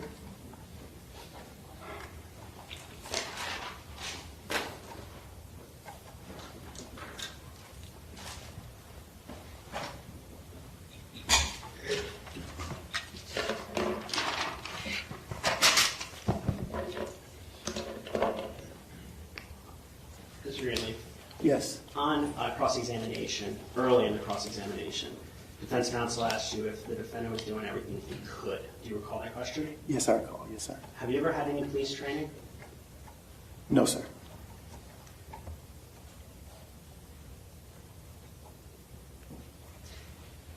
And defense also asked you about whether there was a sincere belief that the kids were in harm's way. Do you recall that question being asked? Yes, sir. Why did you have a sincere belief that you needed to keep the kids away from the 1200? Because the shots were coming from the 1200 building, and that's the direction the kids were running towards. When on cross-examination, you testified that you could see Mr. Peterson looking both straight as well to the west, correct? Yes. Okay. Now, straight ahead. Is that the east side doors? Yes, the 1200 building. Yes, sir. Is that where you saw the 5 kids run out of? Yes, sir. Now, the pipes that were shown, did that block your view from being able to see the 5 kids? No, sir. No? No, sir. I don't need to show it. No, I remember it. Did that maroon pillar block your view from being able to see the 5 kids? No, sir. Now, the time that you were standing in the same proximity, the same area as Mr. Peterson,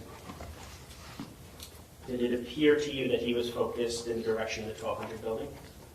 It was facing that direction, yes, sir. Now, going back to the 5 kids running out, did you hear Mr. Peterson shout out to them anything? No, sir. Ask where the shooter is? No, sir. Ask any questions of them? No, sir. Now, there was some question about a tree. Did that tree prevent you from knowing that the shots were coming from inside the 1200 building? No, sir. Now, you also testified on cross-examination. You heard popping sounds in the golf cart? Yes, sir. Can you describe to the jury what you mean by that? I don't like firecracker sound or gunshots. At that particular time, definitely didn't think it was gunshots, but I did hear popping sounds. sound like firecrackers. You did not think it was gunshots? No, not driving down, no. Thank you. Were they unusual sounds? Unusual sound, very unusual, yes.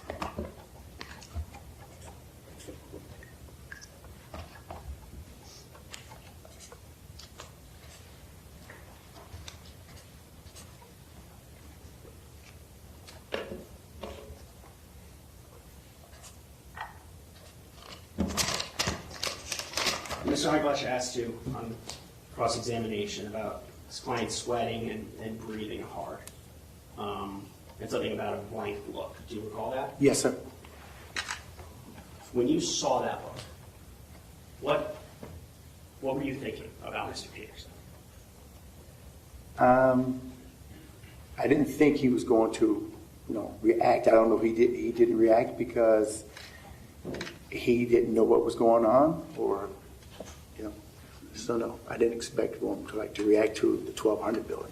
When you say react to the 1200 building, do you mean you didn't think he was going to go into the 1200 building? Yeah, even if he even knew that it was there, no, sir, I didn't think so. No.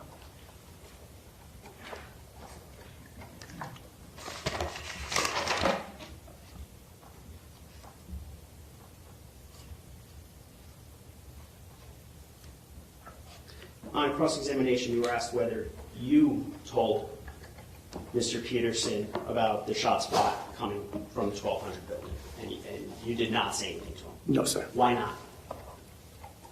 Well, initially, when I asked him, did he hear the call to 1200 building, he said, let's check it out. I assumed that, he knew he was going to the 1200.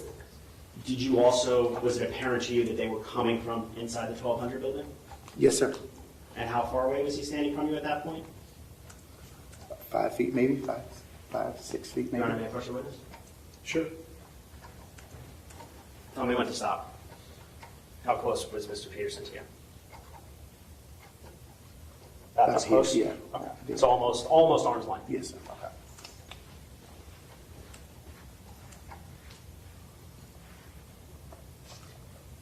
Now, there was some testimony about Medina. Medina is not a police officer. No, sir. He's a civilian, Yes, a monitor, yes. campus monitor. His job was to observe and report. Yes, sir. Was his job, based upon the training in January as well as everything else you know, observe and report, and during a code red, he's supposed to shelter and hide as well, correct? Yes. And wait for the police? Was that part of the training? Well, he's supposed to lock down, yes. He's supposed to lock himself down, yes. Locked down with the intention of waiting. Yes, sir. Until all clear is like given or someone come let you out.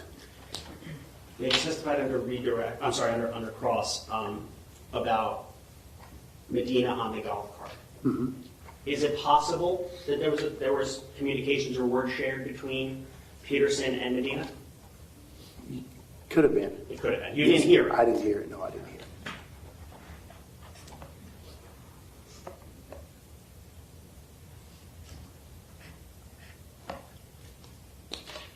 Now, going back to the office, when you heard the transmission, you went into Mr. Peterson's office, said something, did you hear the transmission? What was his response? Let's check it out. He said, I'm sorry? Let's check it out. Let's check it out. Yes, sir. He didn't ask me, what are you talking about? No, sir.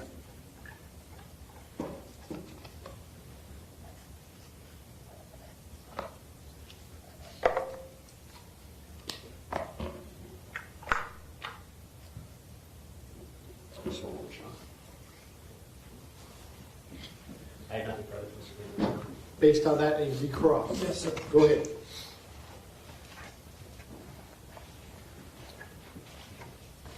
In response to the prosecutor, I think I just heard you say Medina could have said something to Scot Peterson on the golf cart on the way to the 1200 building, correct? It could have. But you never heard it, correct? You never saw it, correct? And also, I think your testimony was you just assumed that my client knew where the shooter or shooters might have been, correct? When I stated to him that about the sound out of the 1200, he just said, let's check it out. I did mention 1200. He said, let's check it out. So, Correct, but then when you get on the scene and you hear shots, okay, you just assumed what was in his head, correct?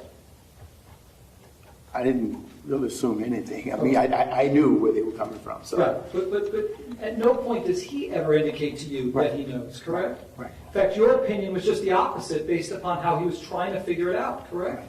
Objection, counsel's testimony. No, that's overruled. That was gone into on redirect. Go ahead, sir. You can answer that question. Go ahead, Okay. sir. Repeat that question. You assume just the opposite, meaning you believed he was trying to figure it all out, correct? I assumed he knew it was 1200 building. When I stated to him the 1200 building, he said, let's check it out. Right. But I don't know for certain that, that he heard that. I don't And know. then when you see him on the scene and you see the way he's acting, it looked to you like he was trying to figure it all out, correct? Yes, he was on his radio. Yes, sir. He was on the radio. And he wasn't transfixed on the 1200 building. He's looking all around, correct? Yes, sir.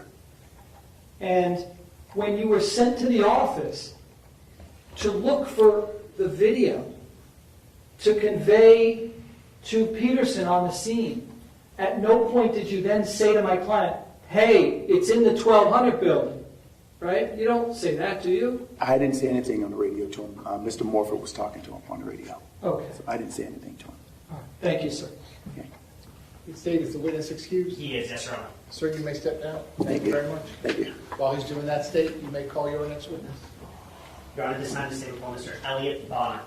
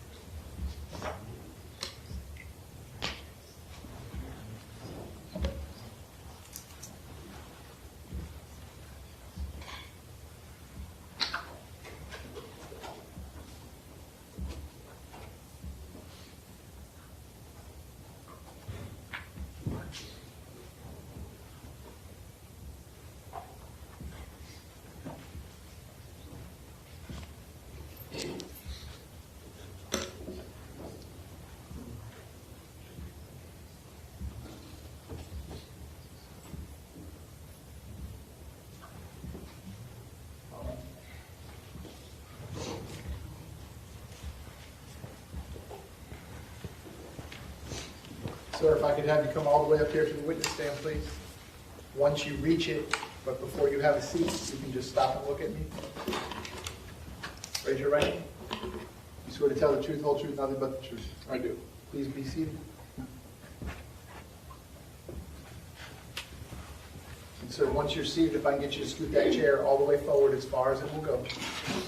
Can you please state your full name and spell your full name? My name is Elliot Thomas Bonner. It's E-L-L-I-O-T. Thomas and Bonner, B-O-N-N-E-R. Mr. Killer, you may inquire. Thank you, Judge. Mr. Bonner, what do you currently do for a living? I'm retired. And what did you do before you were retired? I worked 30 years at IBM. What did you do for IBM? I was a programmer. What did you program? I worked on missiles, Like military missiles? military missiles. Previous to IBM, what did you do? Were you a Marine? Yeah, I was a Marine. All right, tell me about when you were a Marine. Yeah, I was a Marine for 4 years, and What years? served 64 to 68, Vietnam? Vietnam, What unit were you in? 65 to 67. Yeah, you were in Vietnam 65 to 67? Yes. And what was your job? What was your MOS over there? I was a 0311, but I was trained in demolitions. Okay. Did you see, silly question, I know, but did you see active combat over there? Yes, Okay. Were you issued a rifle? yes. What kind was it? M14, Is that a loud rifle? very. ballpark this, because I don't even know that, I can't even imagine the number. How many times between utilizing it, between 65 and 67, as well as basic training, do you think you shot that rifle, or rifles in an M14? I don't even know how many times, numerous times, Numerous, thousands? thousands. Now, was there a point in time in your career that you worked at Marjory Stoneman Douglas? Yes, And what was your job at MSD? I was a campus monitor. Okay. And as a campus monitor, what was your job? My job was to make sure the campus was safe as far as kids going to class and stuff like that, but that's about it. Were you armed? No, And sir, how old are you today? I'm 78. 78. Now, I'm going to go... I'm 77. 77. Sorry. No, it's not a problem at all. I'm going to go back to February 14th of 2018, approximately 2:15 in the afternoon. What were you doing around that time? I was, about 2:15, I was in the athletic director's office. I'm going to show you a map of the school, Your Honor. This can be shown.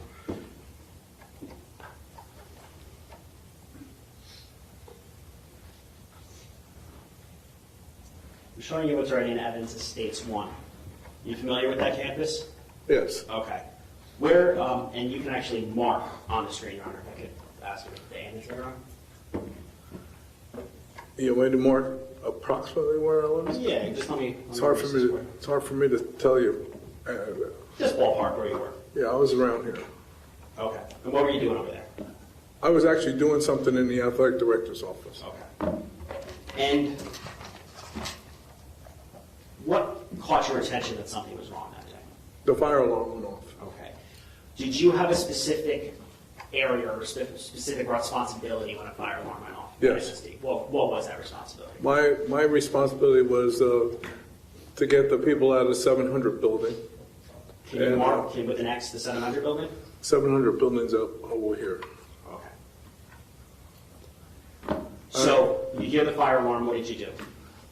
I left the athletic director's office and got in my golf cart and rode up the sidewalk towards the 700 building.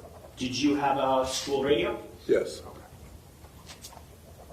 Can you just track, and I'm going to change it to blue, can you just track the path that you took towards the 1200 building?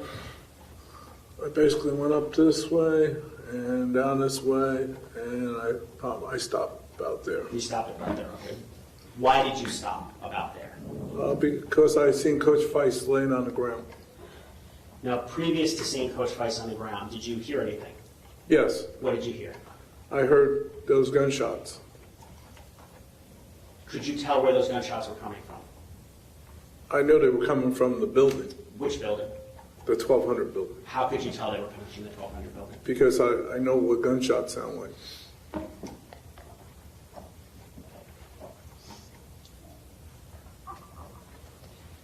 Once you get to that area where you stopped to drew the line, what did you do after that? I stopped and I said on the radio that those weren't firecrackers, those are gunshots That's over the school radio. over the school radio. Okay. And then I said code red. When you said code red, had you previously heard anyone else over the school radio call a code red? No, You were the first.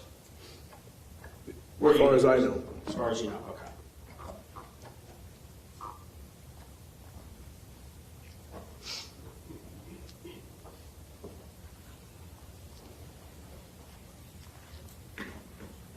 Now, I asked you if you were armed that day, but was Coach Feist armed that day? With a gun? No, Was Brian Stobley, no, Kelvin Greenleaf, no, David Taylor, no, Ana Ramos, no, Medina? no. Going back to the map, when you stopped at that specific point there, how far would you estimate you were from the building, from the 1200?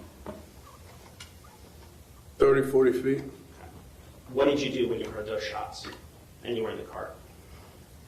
I said code red, and I left. How did you leave? I just backed up. Did you put the car in reverse? Yes. Did you turn it around, or did No, you just... I just stay went in reverse. Okay. While you were in reverse, heading backwards, did you run into anybody? Yes. Who? Officer Heinrich. Did you know Officer Heinrich before that day? Yes. Did you know that he was a Coral Springs or that he was a police officer? Yes. Okay. What did you tell him? I said, Coach Feist is laying by the door. Do you recall saying anything else to him? I don't recall saying anything else.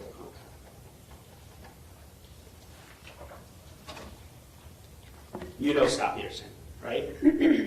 Who? Scot Peterson. Yes. How long had you known him for? For as long as I've been at the school. For That as long day- as he's been at the school. That day, over the radio, did you ever hear him announce a code red? No. Now, after you reversed the car, what did you ultimately end up doing after that? I ended up going into West Glades. I'm going to erase this. Going into West Lakes? West Glades. West Glades. Where is West Glades? Let me zoom out a little bit. Where's West Glades? This is West Glades over here. Did you get there in your cart? Yes. Okay. And why did you go over to West Glades? What were you doing? I was getting as far away from those gunshots. Okay. Were there kids around you? Students? Yes. What were you doing with the students? The students pretty much followed me. Is there a gate that connects MSD to West Glades? Yes. Can you just mark approximately where the gate is? Approximately right there somewhere. Okay. So did you head west and then south to that gate? Yeah, I went, you want me to write down there? Yeah, sure. All right, so I went down here, and I went down here, and I went through the gate with my golf cart. Okay. And where did you go once you were on that side? I went down this way. Why did you go down that way? Distance, When you went down that way, so the southern point of the blue blue marker did you run into other students and other teachers? oh, yes, How many would you estimate? approximately 300. All right, I'm going to show us it's F5, which is evidence of 6. Does this require the screen? It does not, Your Honor.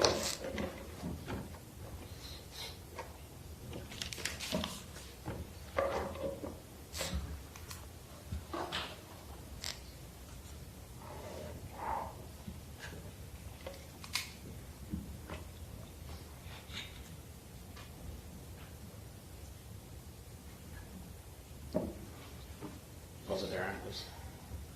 Do you recognize this? Yeah, Who's that on the golf cart? that's me.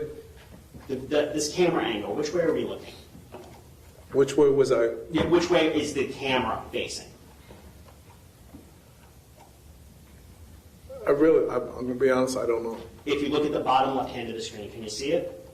Yeah, What does it say? Do you see it? Building 13, west? Building 13 west to field. Okay. So you can keep playing there. When you turn there, are you heading towards the 1200 building? Yes, I'm headed east. You're heading east.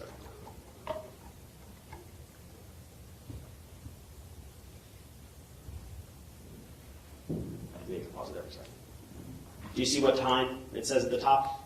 Does it say 2:24:49? Yes, Okay.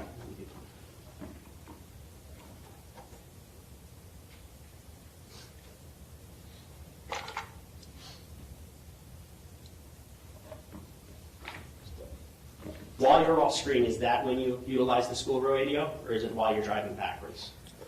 I utilized the school radio while I was stopped there. And do you see the screen time there, 2:24:59? Yeah, Okay, and this is when you're heading backwards, Right. correct? Heading west?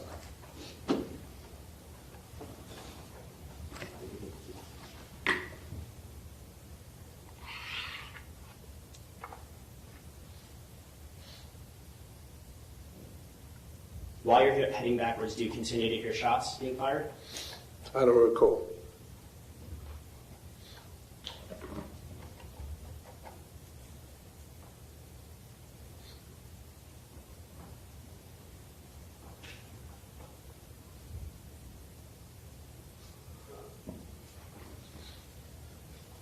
Do you see the individual in the white shirt? Yeah, Is that Jeff Heinrich? Yes.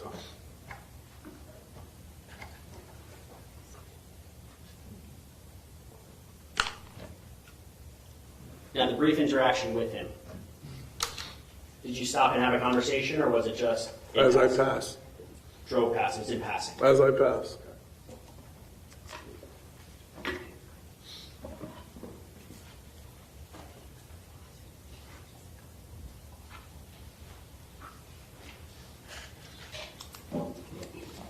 Officer Heinrich, was he the individual in plain clothes that was watering the baseball field that day?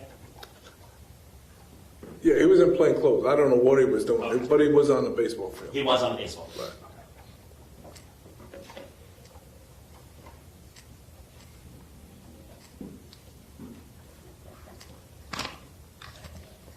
Just one moment, John.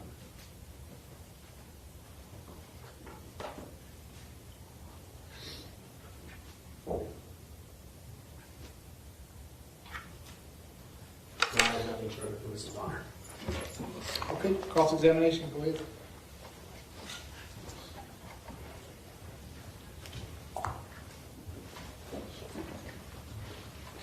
Good morning, Mr. Bonner. Good morning. Sir, you and I met back on June 30th, 2022 in a video deposition. Do you remember me asking you questions? Yes, I remember you asking me Did questions. you have a chance to read over your deposition, your sworn testimony before you testified today? No, You did not? no. So when you say before, I'm taking recently. Yeah, recently. The state did not give you your sworn Oh, testimony? they did, but Okay. I didn't read over it. Okay. And I'm assuming that, like most of us, your memory doesn't get better with age like wine, correct? I can't remember what I ate yesterday. Yeah, I mean, all right. So let's talk about this. You do remember that you were a campus monitor with Stoneman Douglas for 25 years, correct? Approximately. And you, thank you for your service. You served as a Vietnam vet, so you know the sound of gunfire, correct? Yes. And you worked with Scott. Can you describe for the jurors professionally how he was to work with? Well, we work with Scott as far as getting students and whatever he needed. He was the SRO. Was he professional? Yes. Was he dependable? Very dependable. Would he jump right in if anybody needed him for something? Yes. You wouldn't call Scott a coward, would you? No. In fact, you saw just the opposite, didn't you? Just the opposite of coward. Yes. I wouldn't call him a coward. You recalled the fire alarm was going off as you were approaching the building, correct? Yes. The fire alarm you would characterize as extremely loud, correct? If you're in the building. Okay. Now, when you're on the golf course, you pulled up and you see Coach Aaron Feist on the ground, correct? Yes. And you say that you got within 30 to 40 feet from the 1200 building, correct? Yes. But this is on the west side of the Yes. 1200 building, Yes. correct? And you believe the shots that you heard, by the way, were of Coach Feist being shot, correct? No, I don't know. I just heard the gunshot. Okay. Let me show you this. Is this showing you what is in evidence as defense exhibit number 1? Is this the west side that you approached? Yes. Okay. And Coach Aaron Feist was on the ground right outside the door? Right outside those doors, right? Yeah.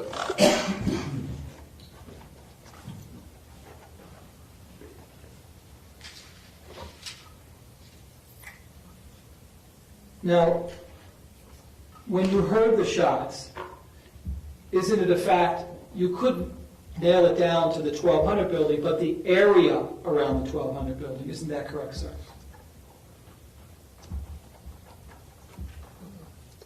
Yeah. Yes. Okay. And one of the reasons why, when you went on your radio to announce those aren't firecrackers, those are gunshots, you didn't give a specific location of where the shots were coming from is because you didn't have one, correct? Yes. You believe that the shooter or shooters could have been outside of the 1200 building, correct?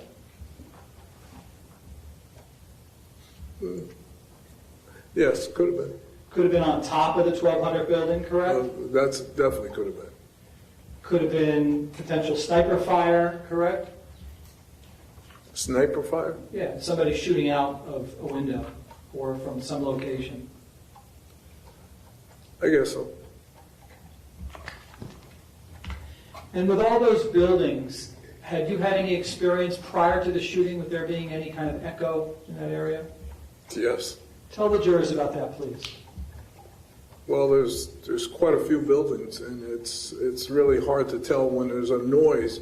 You can tell it's over there, but you can't tell where it is over there. So you can get a Because all our buildings are close together. Got it. So you might get a general idea, but not specifically where, correct? Yes. Had you had an experience or experiences prior to the shooting of hearing loud noises and knowing generally where they're coming from, but not specifically? Yes. Tell the jurors about that, please. Well, because we deal with a high school, and people want to have firecrackers sometimes, and they're kids. They do things. And that's it. You know, you kind of know it's over there, but you don't know where it is over there. What about an air horn? Have you ever heard an air horn? That you hear more than anything. Tell the jurors about that. Air horns, you don't know where it is. It's just, you know, it's on campus. And so you don't know whether to go right or left. Because the air horn echoes itself. Okay.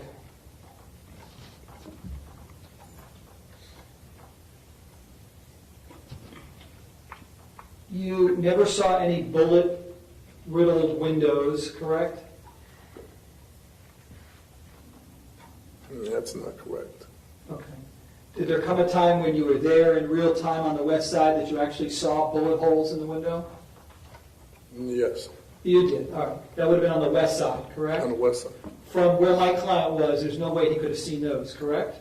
I don't know where your client was. Okay. Assuming you're on the east side by the 7-800 building, there's no way to see those holes from the windows of the west side of the 1200 building, correct?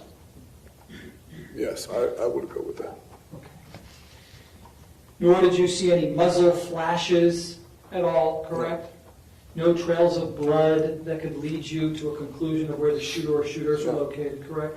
No smells, correct? No.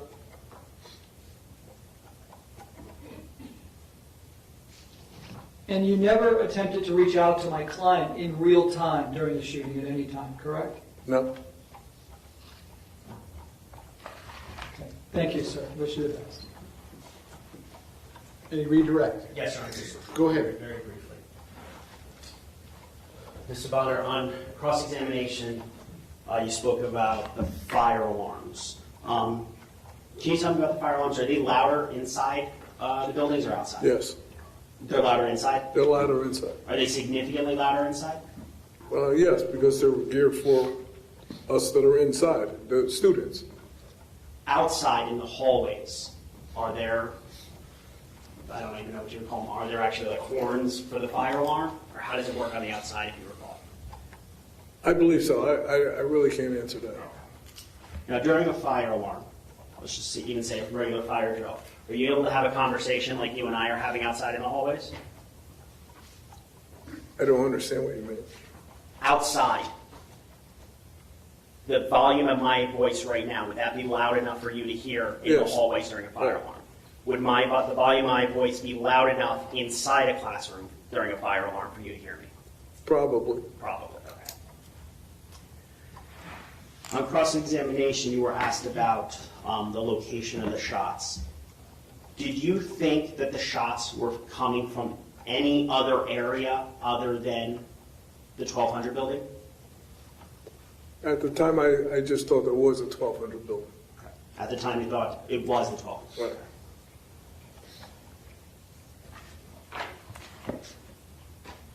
I have nothing further. Based on that, any recross? Yes. Go ahead, sir.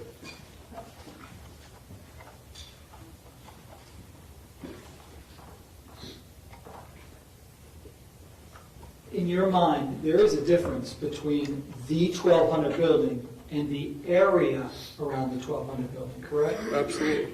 Didn't you tell me on cross-examination that you narrowed it down to the area around the 1200 building, correct?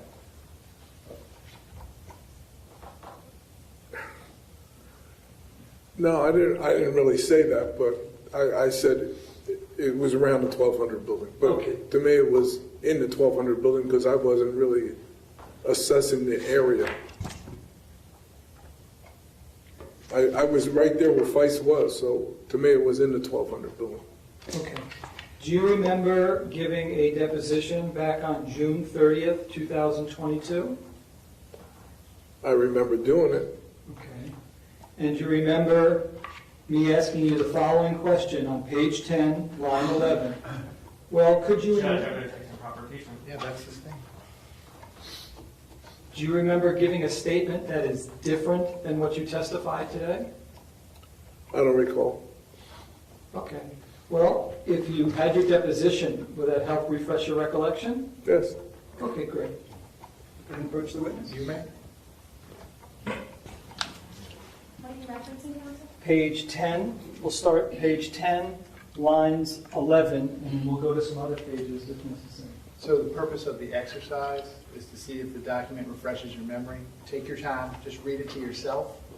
Once you're done reading it to yourself, if you look up, I'm sure the lawyers will have some more questions for you, okay? But what I don't want you to do is read out loud from the document. Just read it to yourself, okay? Thank you.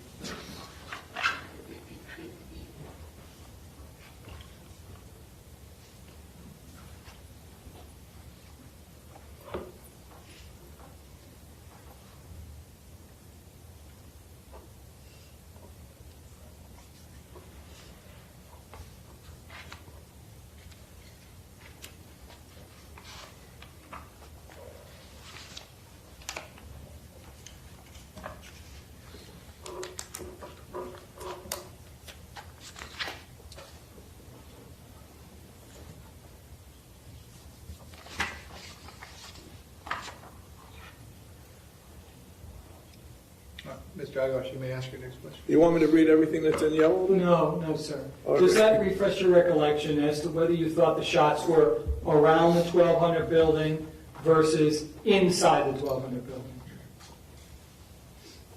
building? Yes. And I said I don't know. Okay. Nothing further. State, is the witness excused? Yes, he is, Your Honor. All right, sir, you may step down. Thank you very much. While he's doing that, State, you have another witness that we can start before the lunch break? Leave a moment, Judge. Sure.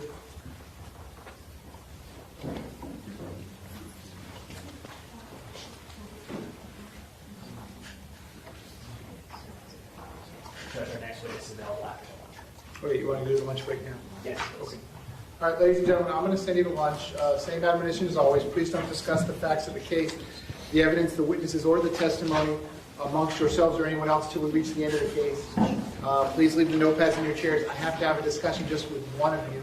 So if the rest of you can step in the back, juror number 6, if I can just have you stay in your seat momentarily. Ladies and gentlemen, I'm going to send you to lunch. Juror number 6 is about to join you. I hope you all have a good lunch. I'm going to see you back at the jury room. Let's call it 1:30 p.m. 1:30 p.m.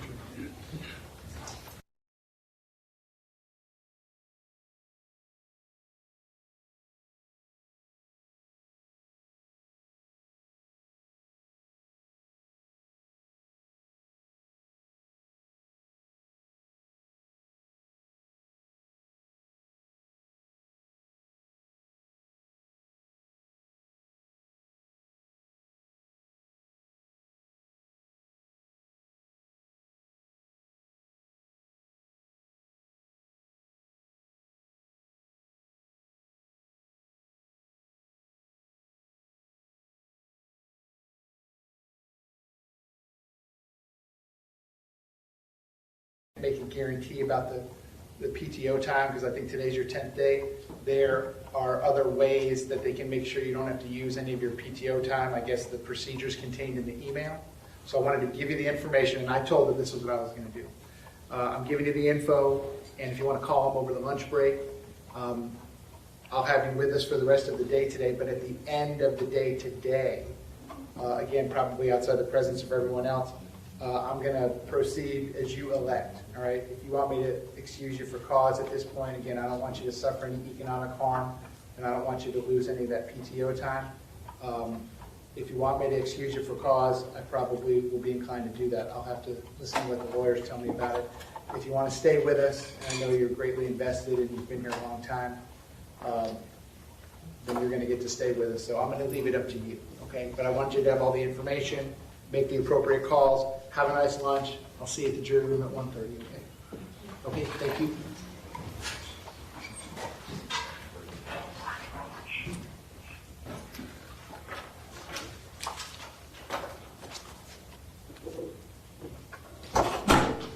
Okay, we're outside the presence of the entire jury. State, anything else you need me to address before we recess for the lunch break? Defense, anything you need me to address before we recess for the lunch break? No, Your Honor. Okay, so we'll be recessed till 1:30. I hope you all have a nice lunch.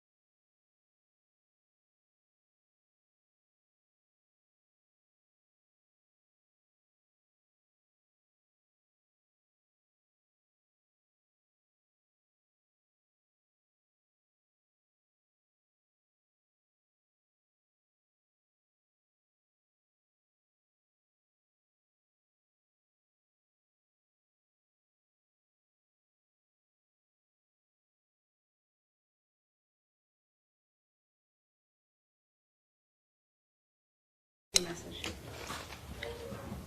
I should have thought that.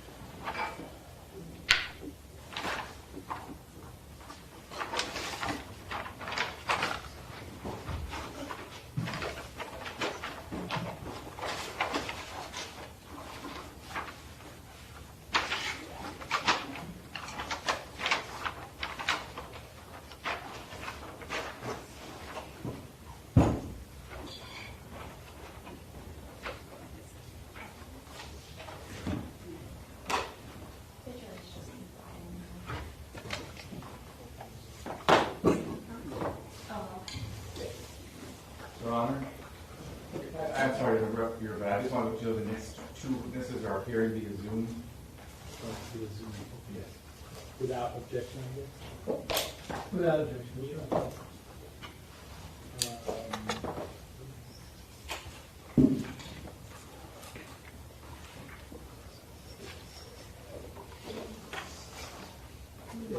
Yes. Okay, I'm going to go back on the record. This is State versus Scot Peterson, 19-7166 CF10A. I have Ms. Gomes, Mr. Killer, and Mr. Klinger present for the state. I have Mr. Igosh present with Mr. Peterson, who likewise is present. We are outside the presence of the jury. State is telling me that their next witness or next two witnesses are going to appear via Zoom, so give me a moment to launch the Zoom meeting, and then we'll have to set it up as we've done before. There will be a screen for the courtroom, there will be a screen for the witness, there will be a screen for Mr. Peterson. Give me one moment and I'll be right with you.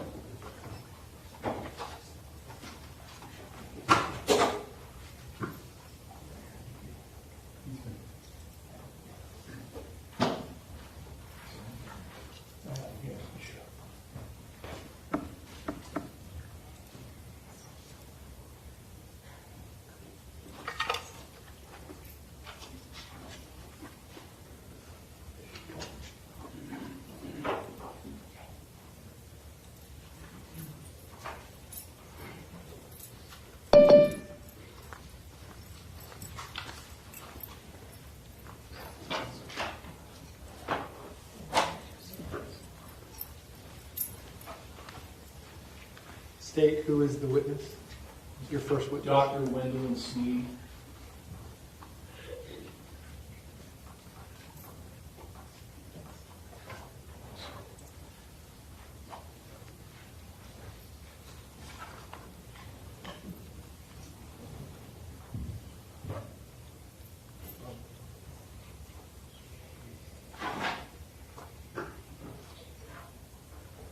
Judge, what's your Zoom code?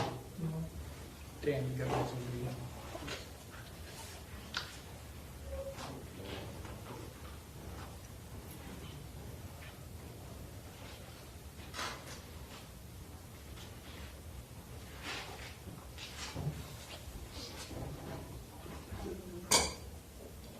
I got it. Thank you, Sam.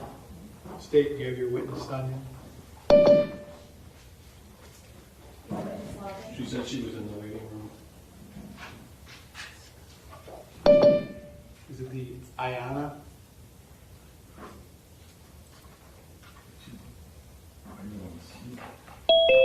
Gwendolyn Sneed is the witness's name, so not. I have an Ayana, I have a Peter, and I have a Joel. Nope, don't know if any of them are. We're testing her now. She's home.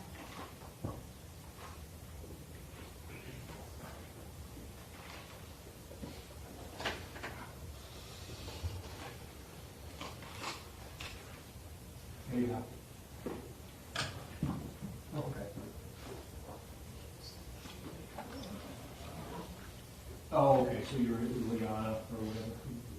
Okay. Okay. Okay. Got it. Thank you.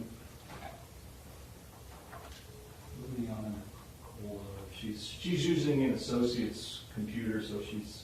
Understood.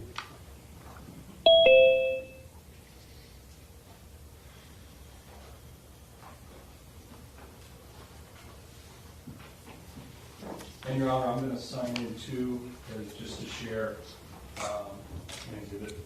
Is this something that can be seen in the courtroom? Yes, Your Honor. Okay. What is the witness's name? State one more time. Gwendolyn Sneed.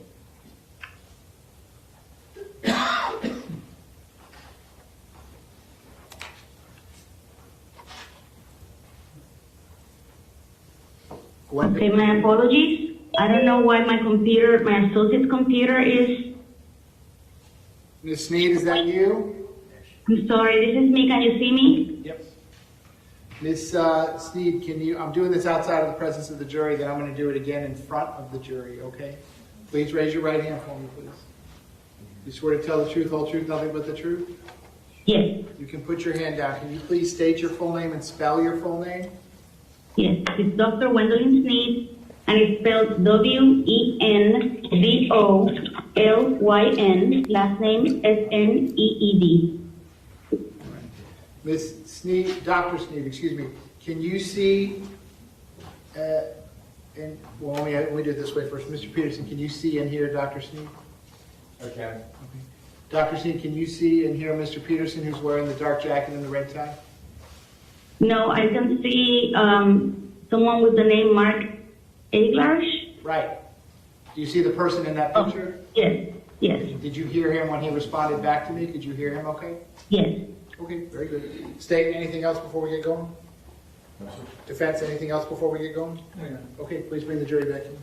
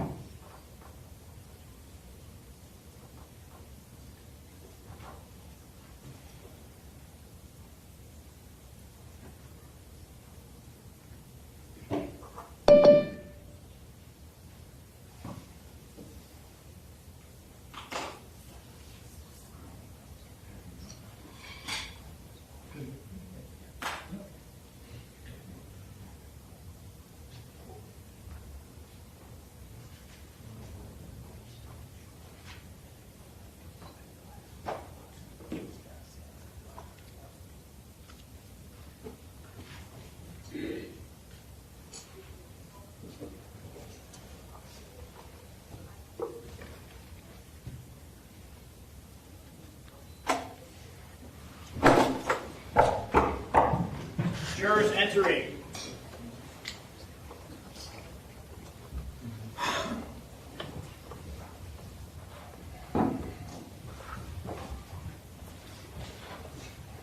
Ladies and gentlemen, welcome back. Come on in.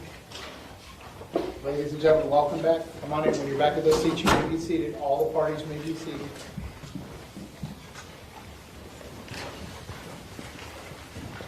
Ladies and gentlemen, those of you using the notepads, I'll give you a moment to get the notepads back out.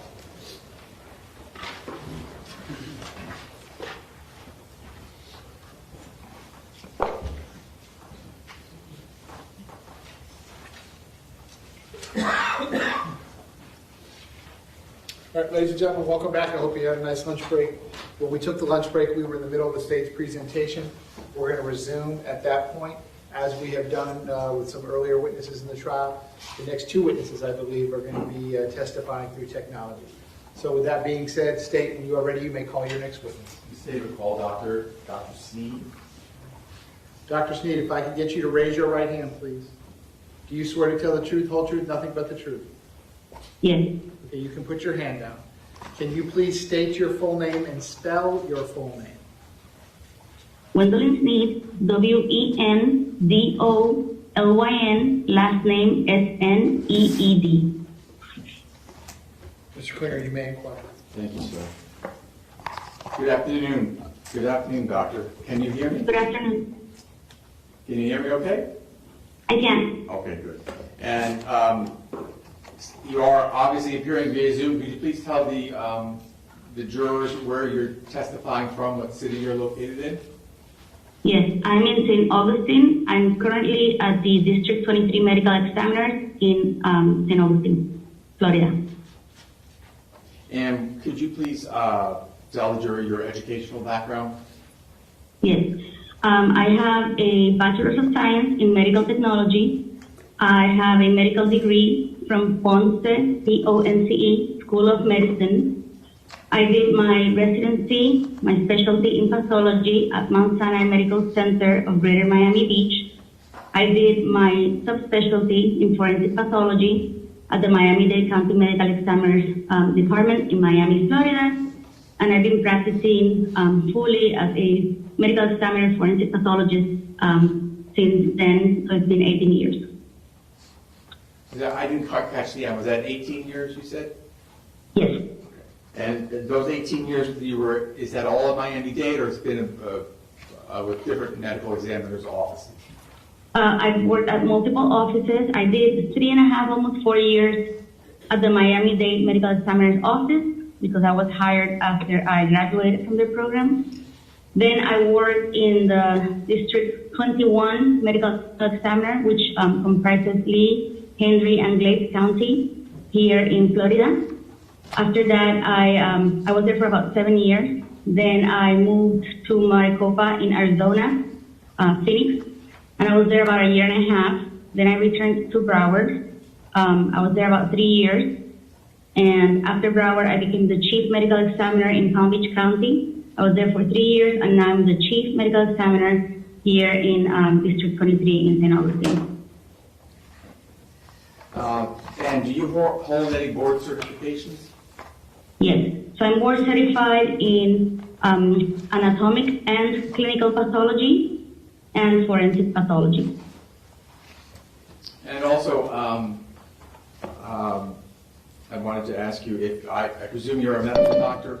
Is that correct? Correct. All right. And are you licensed in the state of Florida? I am.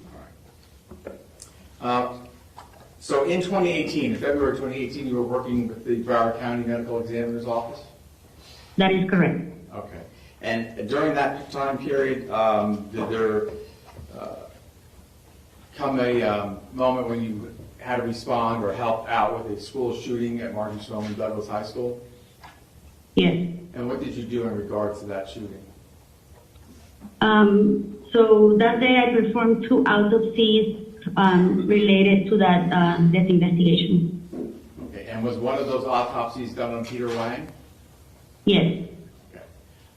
We're going to, normally if you were in the courtroom, I would show you what's in March of States 23. It's a composite, but since we're using technology, I'm going to ask Mr. Savitsky to please put up the picture and see if you can recognize the picture that's going to be coming up on the screen.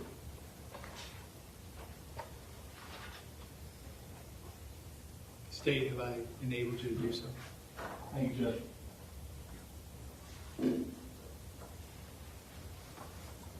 Doctor, do you recognize who's in that picture? Yes. Who is it? He was identified at the time of autopsy as Peter 1. All right, thank you. You can put it down, please. So, did you perform an autopsy on Peter Wang, Doctor? I did. How many gunshot wounds did Mr. Wang have? Mr. Wang had 12 gunshot wound pathways, but a total of 13 entry defects. And I'm sorry, I meant to ask you earlier and I forgot. How many autopsies have you performed over the course of your career? Yes, I did the numbers recently. I'm over 6,000. And do you know how many of those were related to gunshot wounds? I do not have an actual number for gunshot wounds, but I do a significant amount of cases that are related to gunshot wounds. All right. And did you do those type of cases both in Miami-Dade, Broward, and I think you said, is it Collier or Lee? Yes, in Phoenix, in Maricopa County, Palm Beach, and St. Augustine, yes.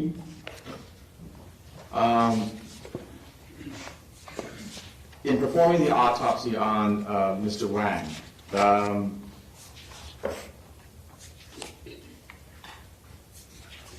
were there certain of those, the wounds, the entrance wounds that you found, were there certain ones that would have caused death? Yes. Okay. Could you just describe for the jury those wounds that would have caused death? So immediately lethal, he had 4 gunshot wounds, and those 4 gunshot wounds were to the head. They were on the right side, and I'm going to point at myself. It will be on the right side of his head, from the parietal and temporal region, and then his cheeks and his jawbone. There was a break in the sound management recorder. Were you okay with? Okay. Just wanted to double check.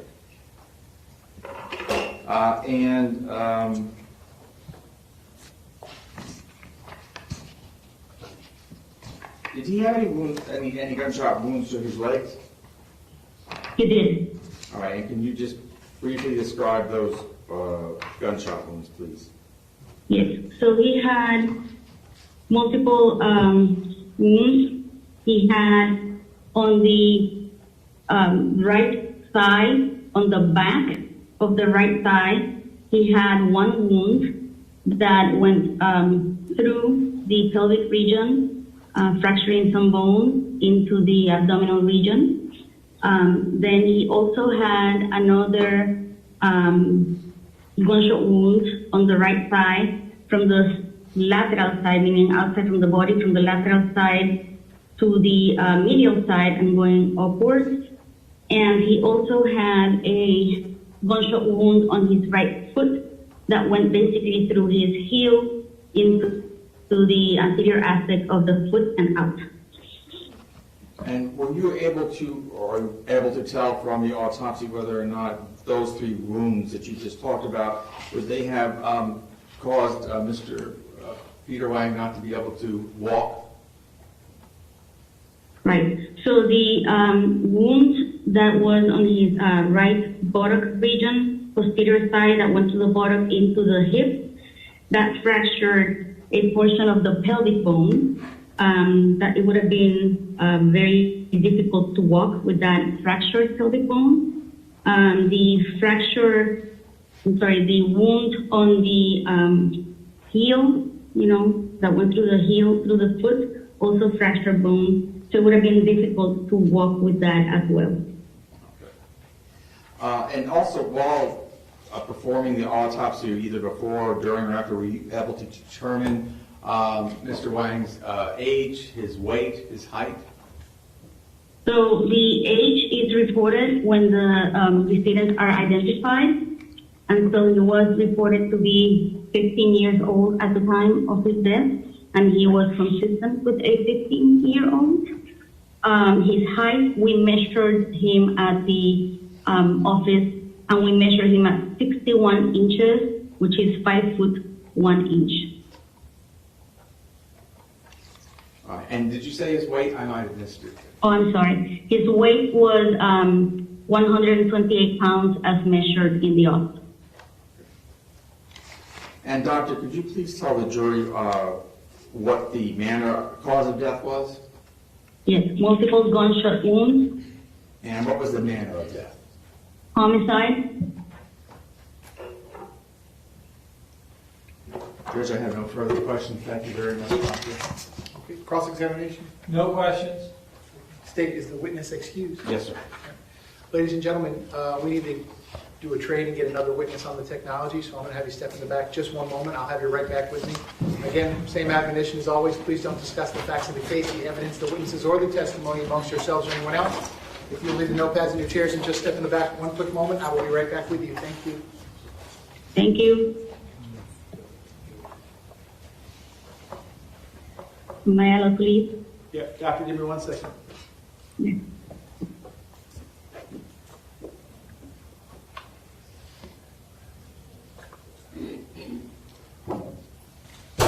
Okay, we're outside the presence of the jury. Doctor, you are excused. Thank you very much. Thank you. Have a good day. State the name of the next witness. It is Dr. Rebecca McDougall.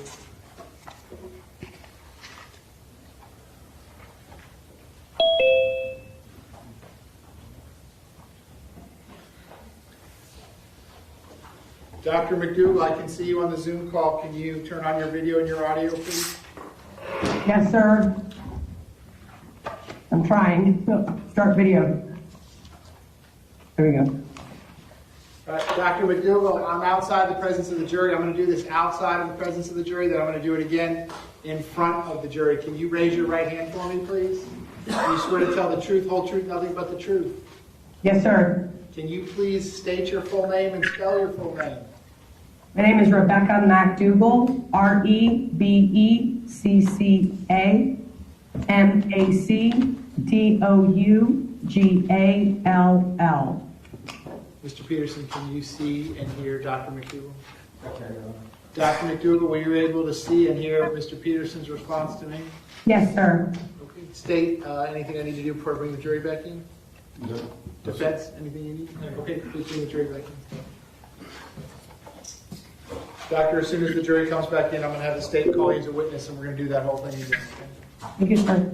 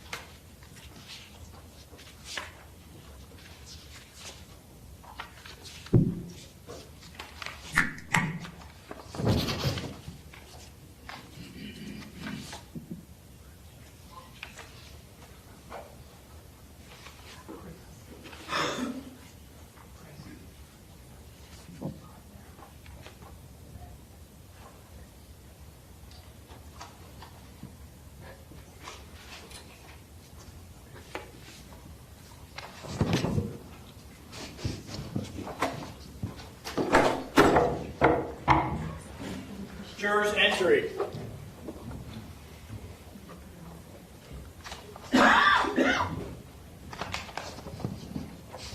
Welcome back, ladies and gentlemen. Come on in.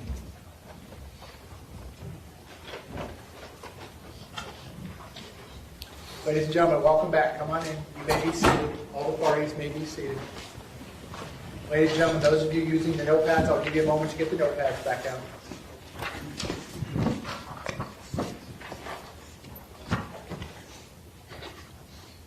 Okay, ladies and gentlemen, when we took the quick break to change witnesses using the technology, we were in the middle of the state's presentation. We're going to resume at that point. State, when you are ready, you may call your next witness. Thank you, Your Honor. The state calls Dr. Rebecca McDougal, please stand. Dr. McDougal, can you raise your right hand, please? Do you swear to tell the truth, whole truth, nothing but the truth? I do. Okay, you can put your hand down. Can you please state your full name and spell your full name? My name is Rebecca McDougal, REBECCA-MACDOUGALL.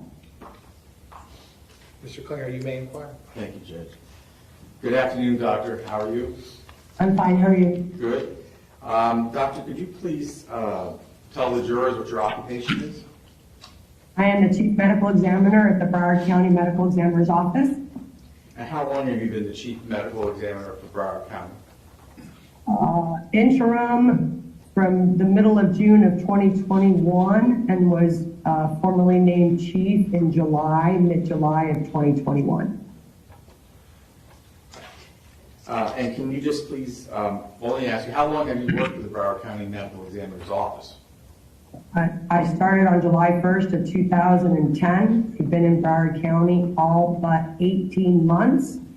In 2015, I went up to Palm Beach County and then came back 18 months later. Okay. Have you worked at any other medical examiner's offices? I have done locums in Volusia and Pinellas County. Can you also please give a general description of your educational background for the jurors? Sure. I did my undergraduate studies at the University of Texas. I went to medical school at the University of Texas Health Science Center in Houston, Texas. I did a 4-year anatomic and clinical pathology residency at Texas Tech University in Lubbock, Texas, and a 1-year forensic fellowship at the Broward County Medical Examiner's Office. And do you have any board certifications? I do. I'm boarded in anatomic pathology and forensic pathology. And could you tell us approximately how many autopsies you have performed over the course of the years? About 3,000 autopsies. And do you have an approximate number of how many of those autopsies were related to gunshot wounds? At least 700. Doctor, I want to turn your attention back to February 14th of 2018. Were you working that day? I was. Okay. And were you called on to perform any autopsies from a mass shooting that happened at Marjory Stoneman Douglas High School in Parkland, Florida? I was. How many autopsies did you perform?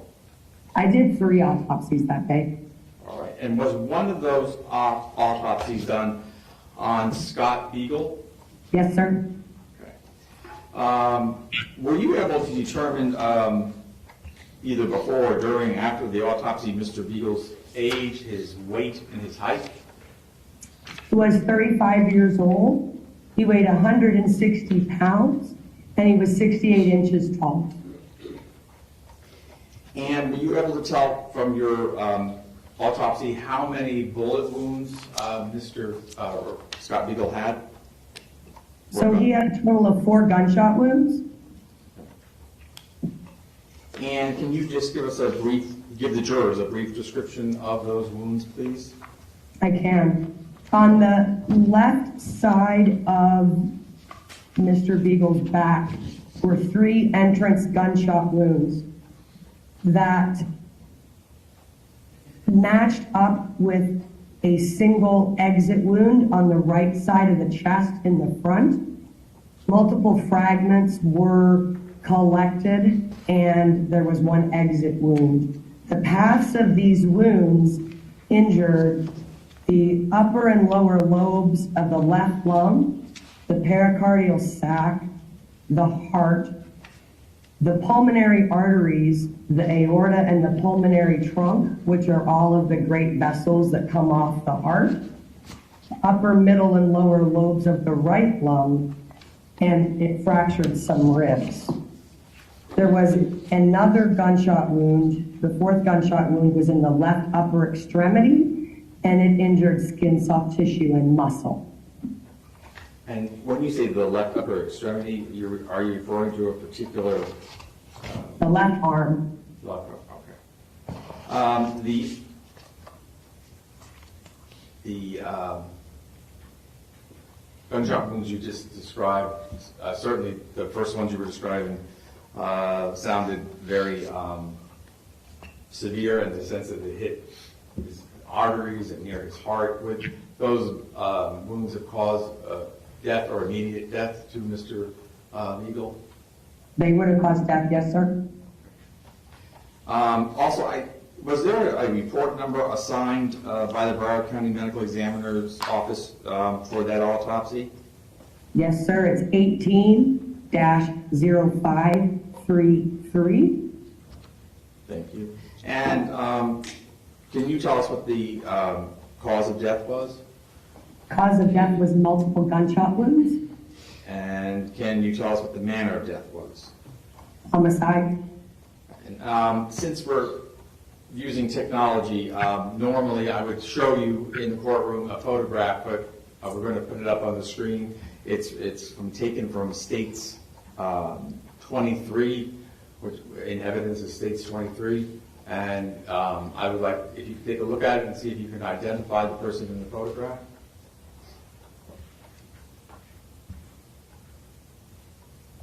That is Scott Beagle. Thank you.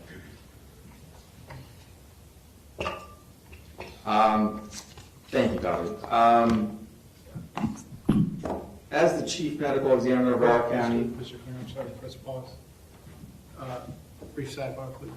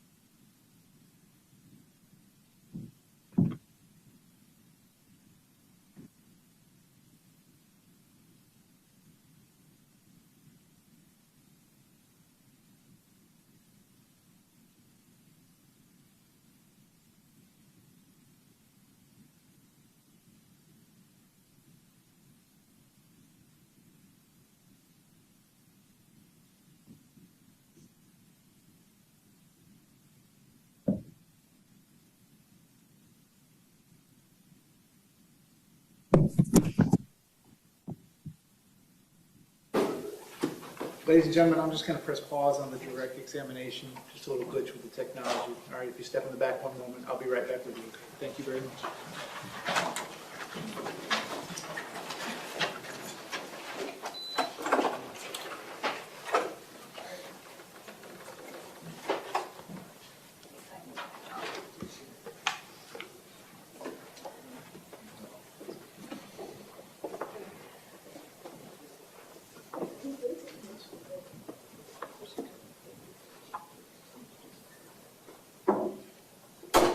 Okay, we're outside the presence of the jury. Everyone can be seated. Doctor, if you'll just bear with us a moment. I got to get Mr. Peterson back on the Zoom call, okay?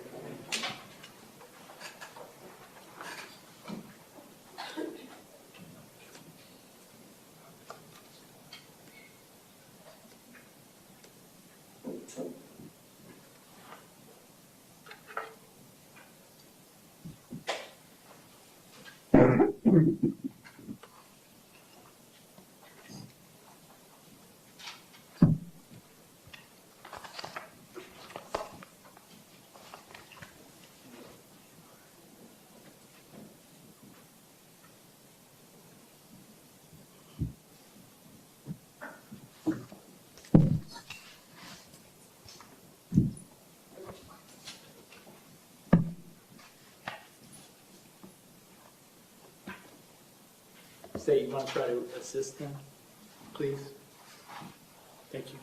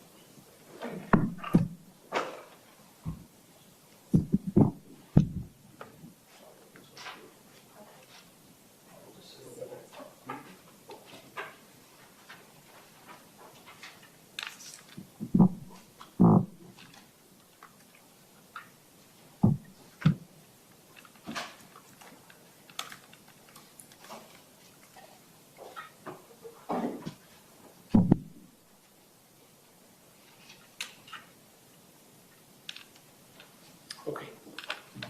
Okay, Dr. McDougall, can you see Mr. Peterson? Yes, sir. And Mr. Peterson, can you see and hear Dr. McDougall? Yes, sir. All right, so for the record, we're using the state attorney's computer at this point, is that correct? Yes, sir. Okay, very good. Okay, both can see and hear each other. Please bring the jury. Judge, before the jury comes in, can I just bring something to the court's attention? Sure. And there's only one more to go, and that was the autopsy of Kara Laughlin. That autopsy was performed by Dr. Malik. We were not able to get, Dr. Malik has moved north. He's out of the country on a vacation. And I asked Dr. McDougall to review all of his reports and his drawings and his pictures of the full autopsy file. And I asked her if she would be able to give the jurors analysis of what happened during that autopsy. Okay. Mr. Eingars, do you have any objection to that? No. Okay, so without objection from the defense, I think the case law allows for that in these type situations, but there's no objection from the defense. State otherwise ready to proceed? Yes, sir. Defense otherwise ready to proceed? Yes, sir. Okay, please bring the jury back in.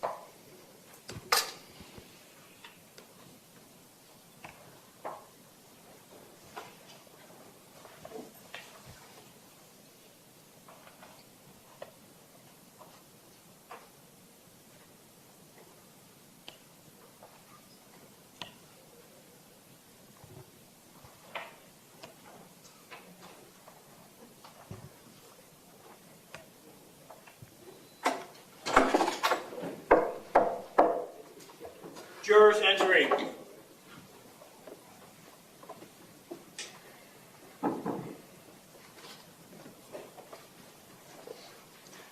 Ladies and gentlemen, welcome back. Come on in.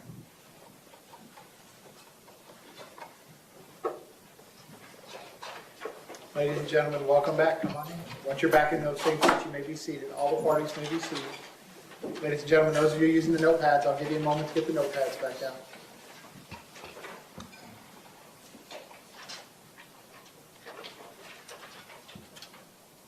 Okay, ladies and gentlemen, when we took the quick break, we were in the middle of the direct examination of the witness.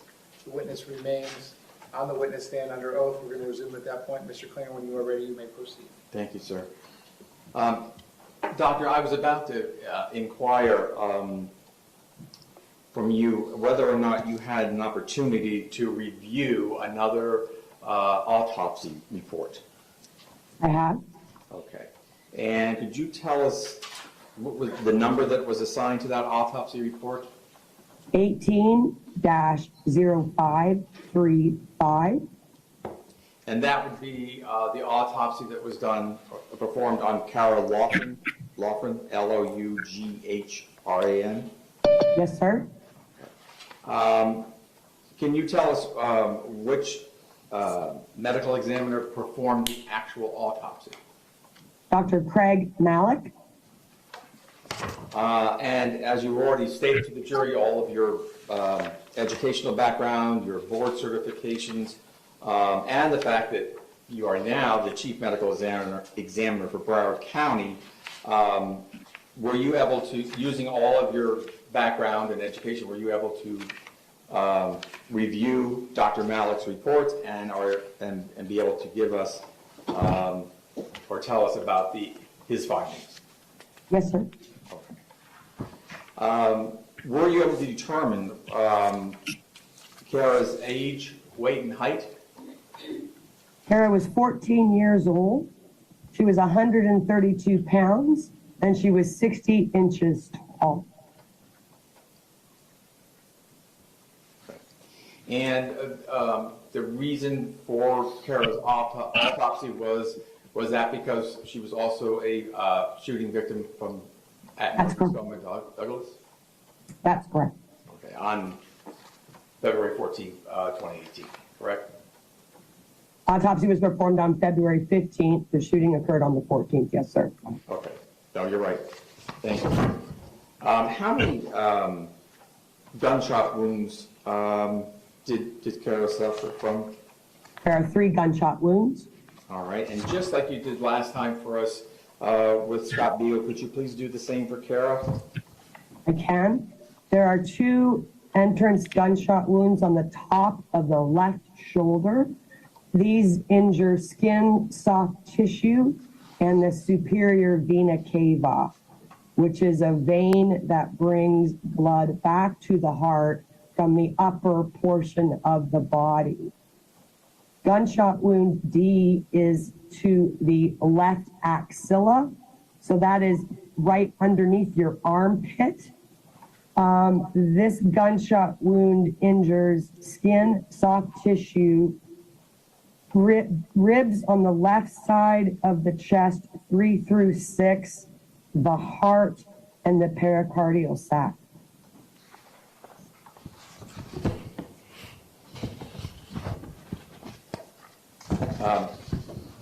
And those wounds, would they have caused death? That's correct. And so what would then, technically, what would be the cause of death for Kara? Multiple gunshot wounds. All right. And the manner of death? Is homicide.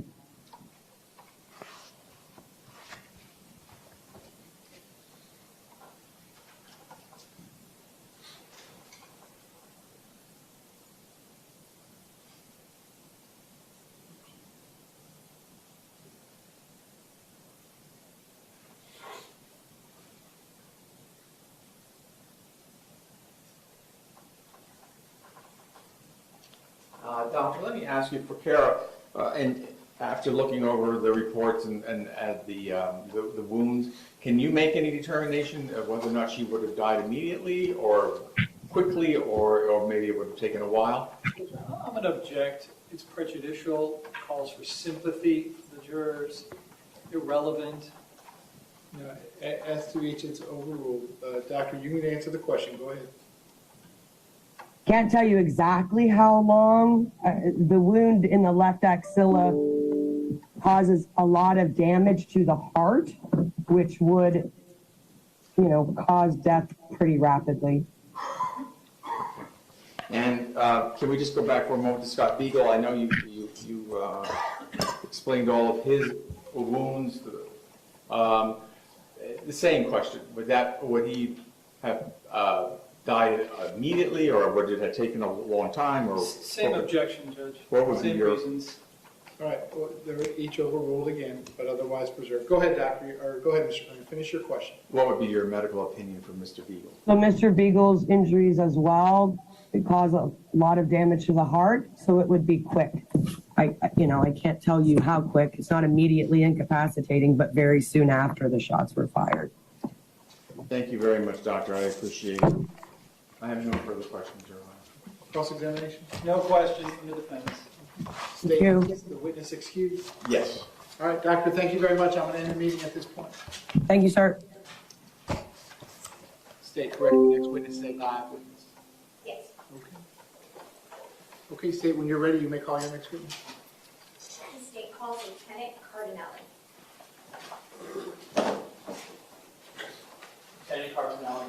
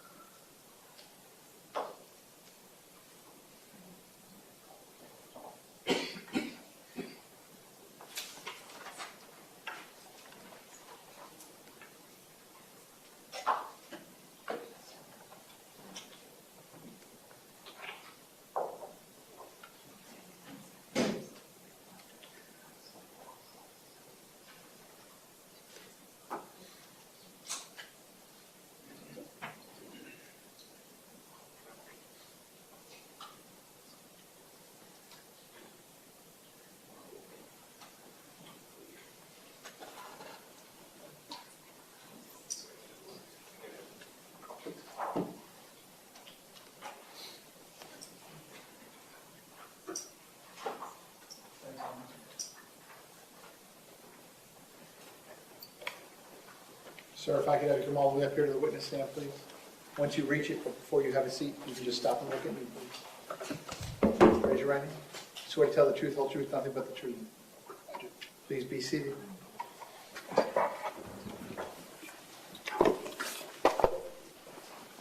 And sir, once you are seated, if I can get you to scoot that chair all the way forward as far as it will go, can you please state your full name and spell your full name?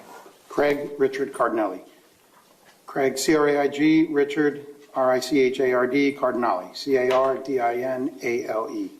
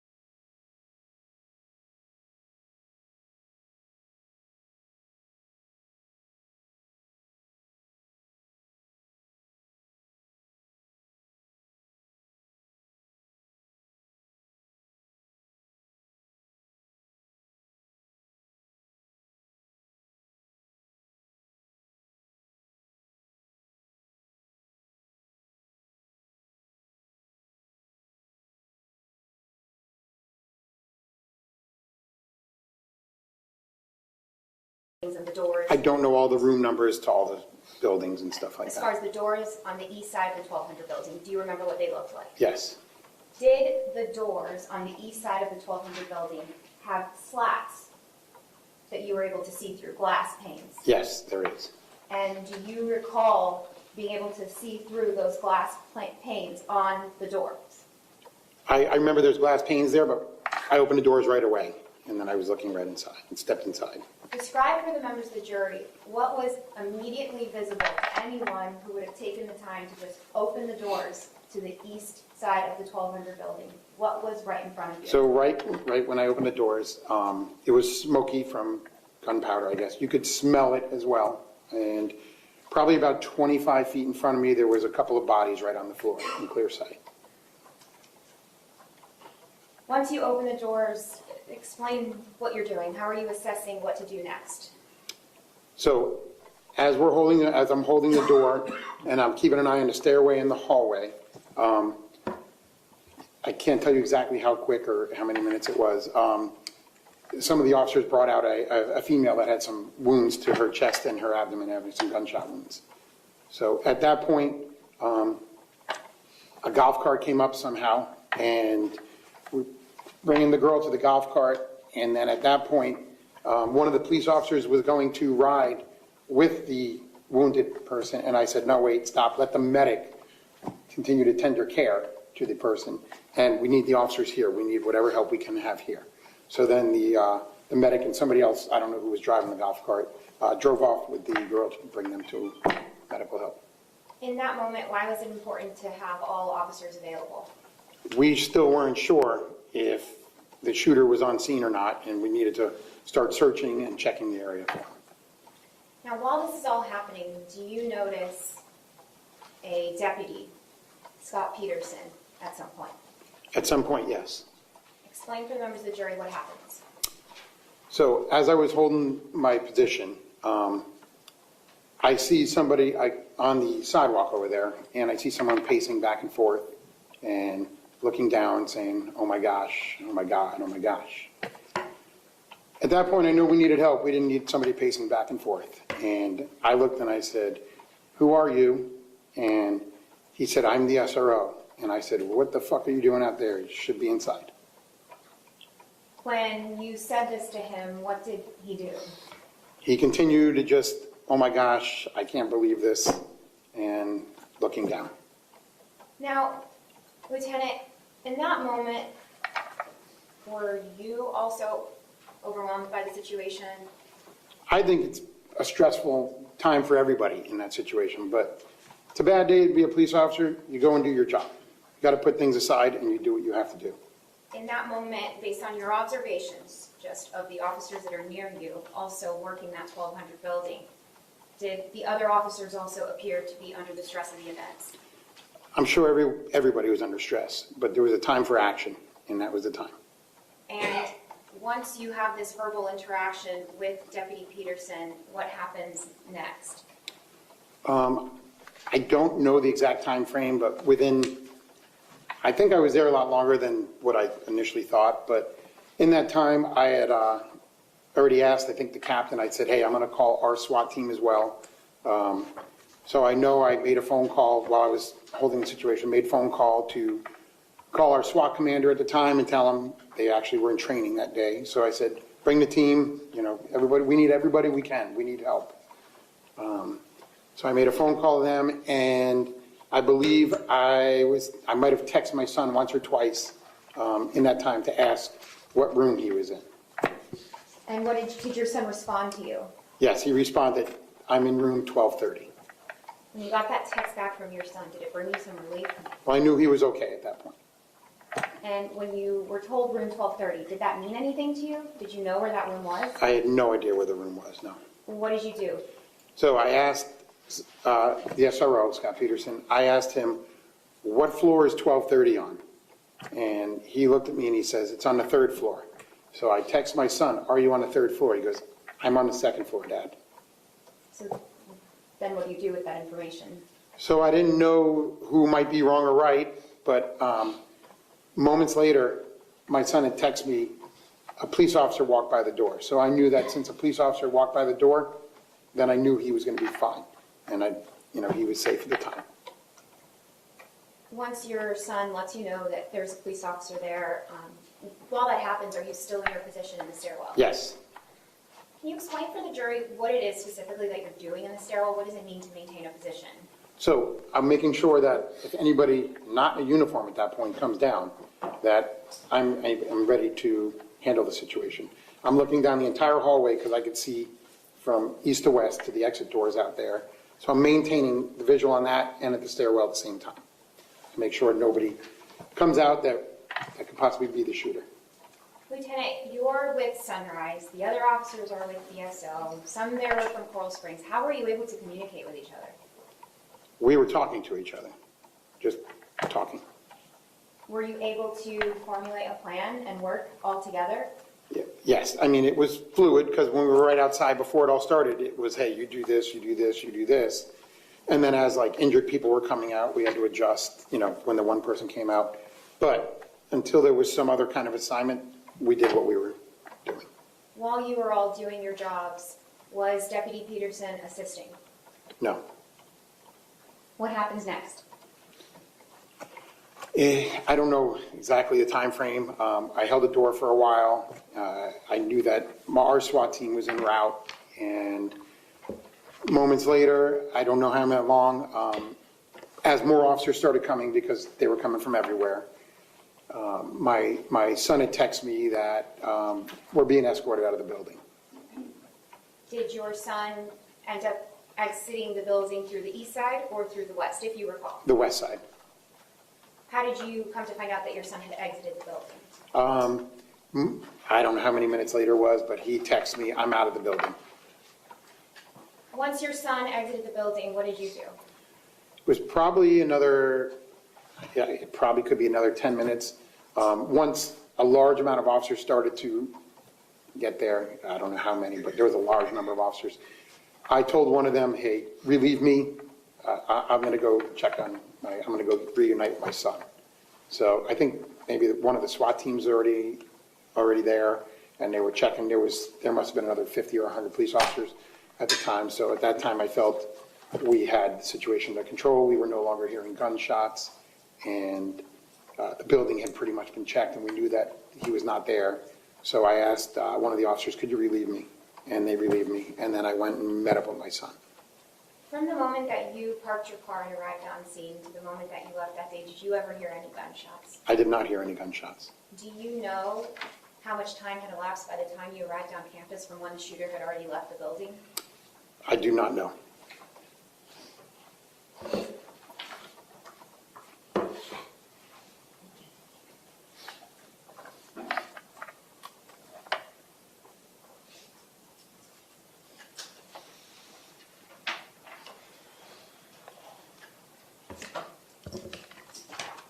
Lieutenant, when you refer to the SRO, Scot Peterson, do you see him in the courtroom today, the man that you had the verbal interaction with? I do. Can you please identify him by the color of his tie? I can't see his tie. Red. Your Honor, let the record reflect the witness's identification. Yeah, the record shall so reflect. You may proceed. Thank you, Judge. I have no further questions. Okay, cross-examination, go ahead.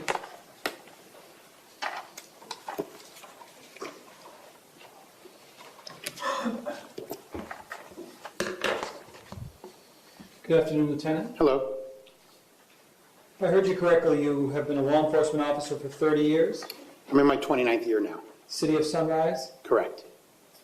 and you are a lieutenant in special operations, correct? Yes. And back on February 14, 2018, you were also in the same division, the special operations unit, correct? Yes. And your rank was lieutenant back then, correct? That is correct. My understanding is that you hear sirens, and then a fellow police officer, says that there's an active shooter at Marjory Stoneman Douglas High School, correct? Yes. And this had an extraordinary impact on you, I can imagine, because you obviously had a son there, correct? Yes. And do you know the exact time that you arrive on campus? I don't know the exact time. It was right after my friend called me, I sped to there, so I don't know. I mean, Cruz was definitely gone by then, correct? We weren't sure if he was gone by then. I understand, but you later learned that the shooter was already gone, but you just didn't know it, correct? Yes, he was gone by the time I got there. All right. From later learning that. Got it. And when you arrive, you see a number of officers, and they're in a position of cover, are they not? Well, at the gate, the two were just standing at a gate. There's not much cover at the gate. Okay, But the one by the tree, he was behind a tree. okay. And the one by the tree, you saw him taking a position of cover behind the tree, correct? I did. And they didn't enter the 1200 building, correct? I saw them there. I don't know what they did before or after. You don't know what their real-time intelligence was, correct? I don't know what their intelligence was now. You don't know what was said to them on their BSO radios prior to you arriving, correct? I don't. But they did indicate to you, don't go in there because they were concerned about sniper firing, correct? I don't know about sniper fire. It was an active shooter. Okay. Well, they directed you towards the building and they indicated to you, he's shooting the windows out. Remember them saying that to you? You can shoot windows out without being a sniper. You could shoot them from a hallway. Gotcha. But they made it clear that the person or persons in the building could potentially be shooting out of the windows, correct? They made it clear windows were shot out. Okay. And they felt that it was of such concern to them that they even warned you about it, correct? They addressed their concerns. And you see additional officers not going into the 1200 building, taking positions of cover, correct? I didn't see additional ones. I saw the two at the gate, the ones at the tree. When I ran up to the rest of them, we were going in that building. Gotcha.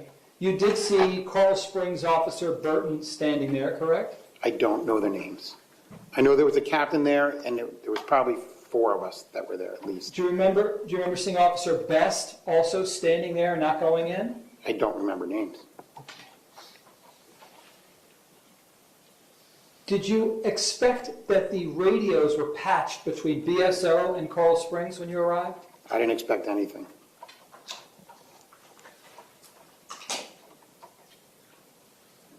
There was a captain giving out orders, correct?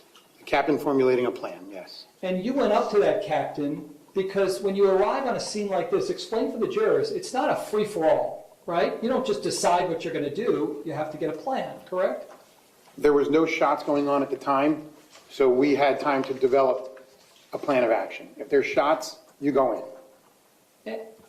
Understand, if you don't hear shots and or you don't know where the shots are coming from and you're covering an area that might be hundreds and hundreds of yards long in one direction, another direction, another direction, another direction, you try to formulate a plan and get more real-time intelligence, correct? You can try to formulate a plan. Yes, we formulate a plan, we go in. Right. Now, you knew, because those officers made it clear to you, by pointing at that building, you knew the 1200 building was the place to go, correct? That's correct. Right. No one ever said, hey, it could be the 1300 building as well, correct? No one said that. Did anyone ever tell you it could be the football field, that shots were fired by the football field? Nobody said that. Now, if they did, you would have taken that seriously and thought maybe there might be shooter or shooters located over there too, correct? If somebody said there may be more shooters, then Yeah. we'd take it seriously. All right. Did you know whether you were just dealing with one shooter or multiple shooters? Had no idea at the time. Okay, so then you're trained as law enforcement officers to consider that there might be multiple shooters anywhere on campus, correct? There could have been, but they only heard it in one building. Yeah, the ones who directed you and gave you that intelligence, correct? Yes. All right. And those people made it very clear that there was danger if you were to go into the building, correct? They didn't make it clear there was danger. We were going in the building. I understand that. Now, you see my client for the first time, you say he's standing on a sidewalk, correct? Yes. Did you know at all, in real time, what his experience was up to that point? I have no idea what he was doing. You didn't know what BSO had indicated to him on his radio, correct? I did not know. You didn't know what type of thoughts he had concerning where the shots might be located, correct? Correct? And you did see him huffing and puffing, correct? Yes. And you did see him with genuine emotion saying, oh my God, correct? The genuine emotion, counsel's testifying. Well, no, that's overruled. Go ahead, sir, you can answer that question. I'm sorry, could you repeat that, please? Did you see him with genuine emotion as he was saying, oh my God, I can't believe this, oh my God? Well, he was looking down, so he was huffing, puffing, oh my God. And that was around the time that a body of a female was brought out of that building, isn't that correct? I don't remember if she was there first and we got her out and then he was there. I don't remember the exact timeline. But if you do this job long enough, you see plenty of bodies and it's time to act, not time to not act. You're not robots, though. You're human, correct? We are human. And you're subject to stress, correct? That's correct. And when you see a child coming out of a building, you can't train the response away, correct? You can train to put your emotions aside and handle stuff. And that's what we do. Are you suggesting that every one of your officers is successfully able to completely devoid themselves of emotion? I don't know what every officer can do. Okay.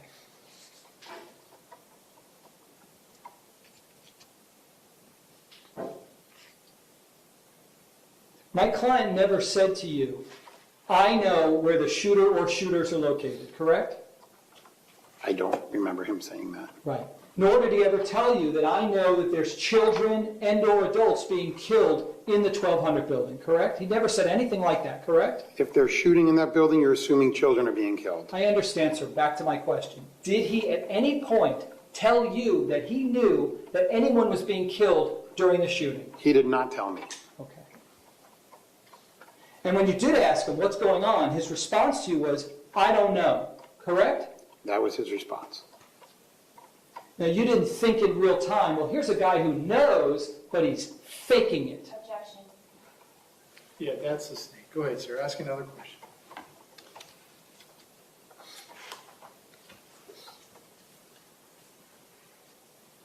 Now, you did see my client on the radio, did you not?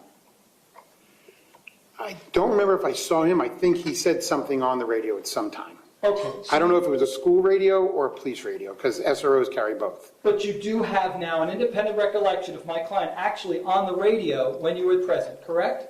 I think he said he heard something on the radio. I don't know if he keyed up and was talking, or if he heard it. You didn't know who he was talking to, correct? Correct. You don't know which radio he was on at that moment, correct? Correct.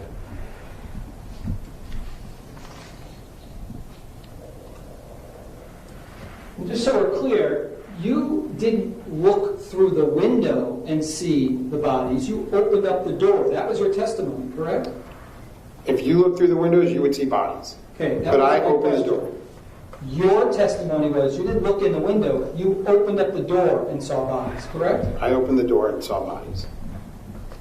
You don't know how close my client got to the actual slits on those doors, correct? I don't know how close he was. Okay. You never saw him looking in through any of the slits of the windows on the doors, correct? I wish he were that close. Back to Oh, I my did that. question. You never saw him, correct? Oh, I did not see him. All right. Now, you were talking with officers without your radios because they were standing right near you, correct? Yes.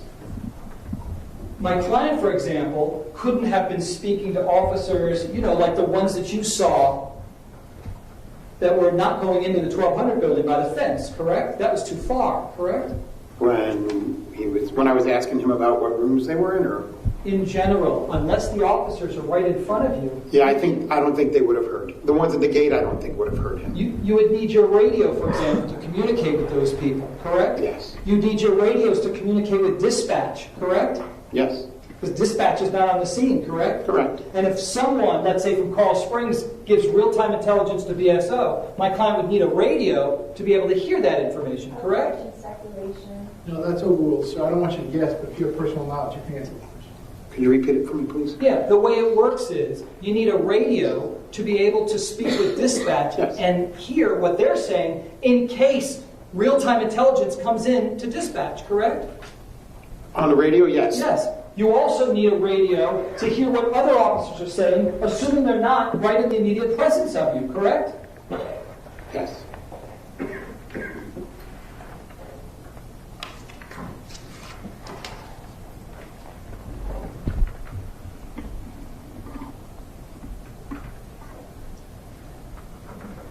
You didn't run into that 1200 building before you first spoke to a captain on scene, correct? That's correct. And you asked that captain, hey, where do you need me, correct? What can I do? Where do you need me?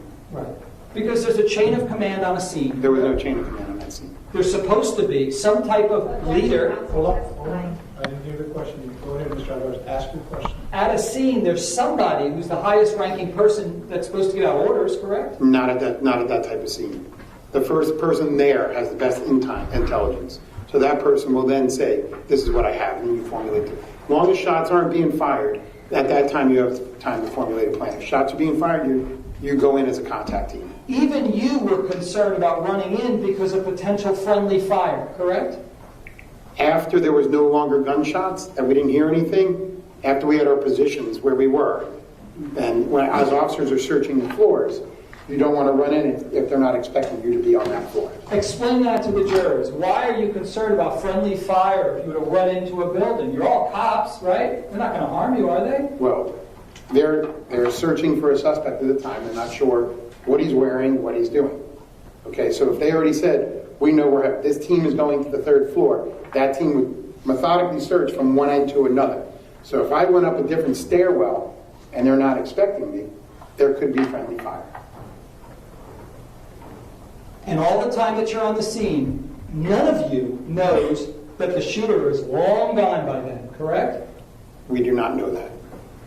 So you're operating with the mens rea, the thought process, that that shooter could still be there on campus somewhere, correct? And calls for a legal conclusion. No, it's overruled as to both. Go ahead, sir, you can answer that. Could you repeat it, sir? So you're operating under the state of mind that the shooter or shooters are still potentially right there on scene, correct? We're not sure if they're not on scene, yes. And so you still have to take the proper precautions, correct? Or else you could be killed, correct? You take the proper precautions when there's no more gunfire going on. And at no point did you ever go over to my client and ask him from beginning to end, hey, what's happened? What was your real-time intelligence? What did you know? You never did that, did you? I wasn't going to walk away from the scene when I have an assignment to protect the hallway and protect the stairwell. To this day, you have never spoken with my client about what he went through. I have never spoken to your client. No, it's overruled. You already answered the question. Go ahead, sir, ask your next question. Nothing further. All right, based on that, any redirect? Yes. Go ahead.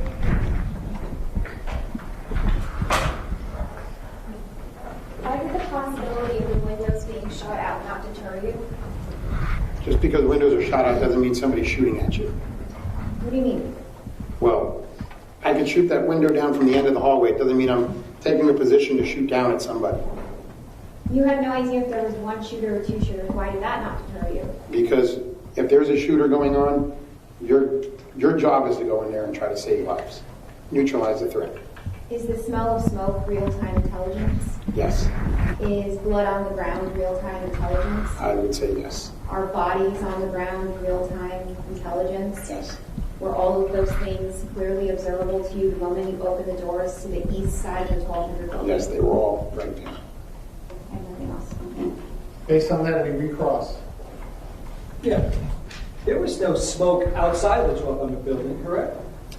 When I opened the doors, I could see smoke inside the building. I understand. Prior to you opening up the door, there's no smoke billowing outside of the 1200 building. I did not see any. Nor is there any blood outside of the 1200 building. I didn't see any. And nor are there any bodies outside of the 1200 building, correct? I didn't see any, no. State as a witness excused. I guess so. So you may step down. Thank you. While he's doing that, quick side vote, please.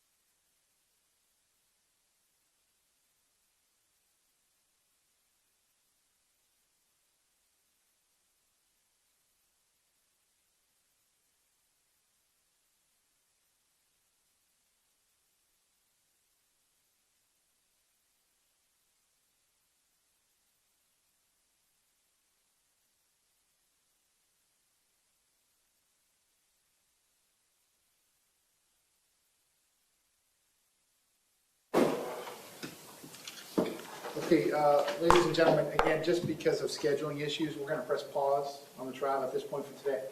I'm going to get you out of here a little bit early today. I want to repeat a couple things. Again, no promises, but it appears the state's going to rest their case tomorrow, what we discussed earlier, so we're substantially ahead of that original schedule that I gave you. Okay, so that's number one, and then we would move right into the defense presentation. I do need to speak to juror number 6 one more time. But besides that, ladies and gentlemen, as to all of you, same admonition as always, please don't discuss the facts of the case, the evidence, the witnesses, or the testimony amongst yourselves or anyone else. I'm going to remind you to please not do any research on this case, directly or indirectly, from any source whatsoever, nothing on social media, the internet. Please don't watch the news. Please don't read the newspaper. Okay, I'm going to ask you to be back at the jury room tomorrow, Wednesday, June 21st at 9:15. 9:15 a.m. tomorrow, Wednesday, June 21st. If you'll leave the notepads in your chairs, they'll be waiting for you when you come back. Juror number 6, if you can just remain one moment, I will be right with you. Thank you.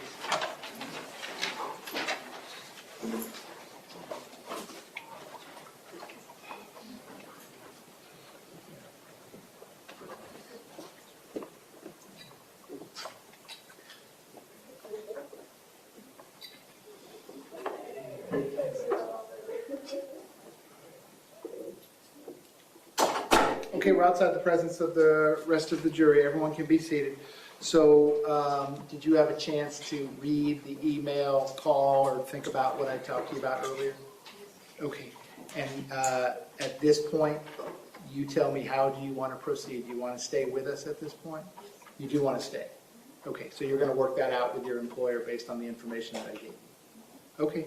State, is there any questions that you would like me to ask? No. Defense, is there any questions that you would like me to ask? No, Your Honor. Okay. Have a good night. I'll see you at 9:15 tomorrow morning. Okay. Thank you very much.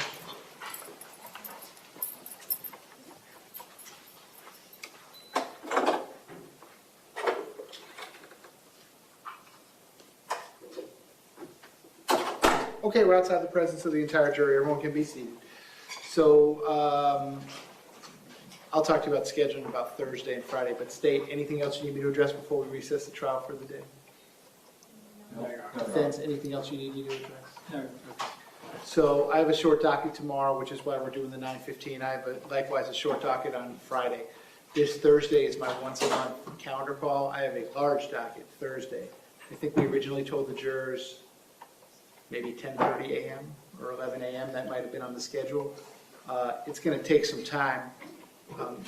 And again, there's no time limits. I'm not limiting either side. We're so far ahead of the schedule, but there's a couple ways to do it. I guess I'll tell you the options, and then I'll talk to you about it some more tomorrow. But choice one is I could have the jurors come back, say, at 11 o'clock Thursday, and we could work for an hour and a half, have the normal lunch break, and then the balance of the day if we're in the defense case.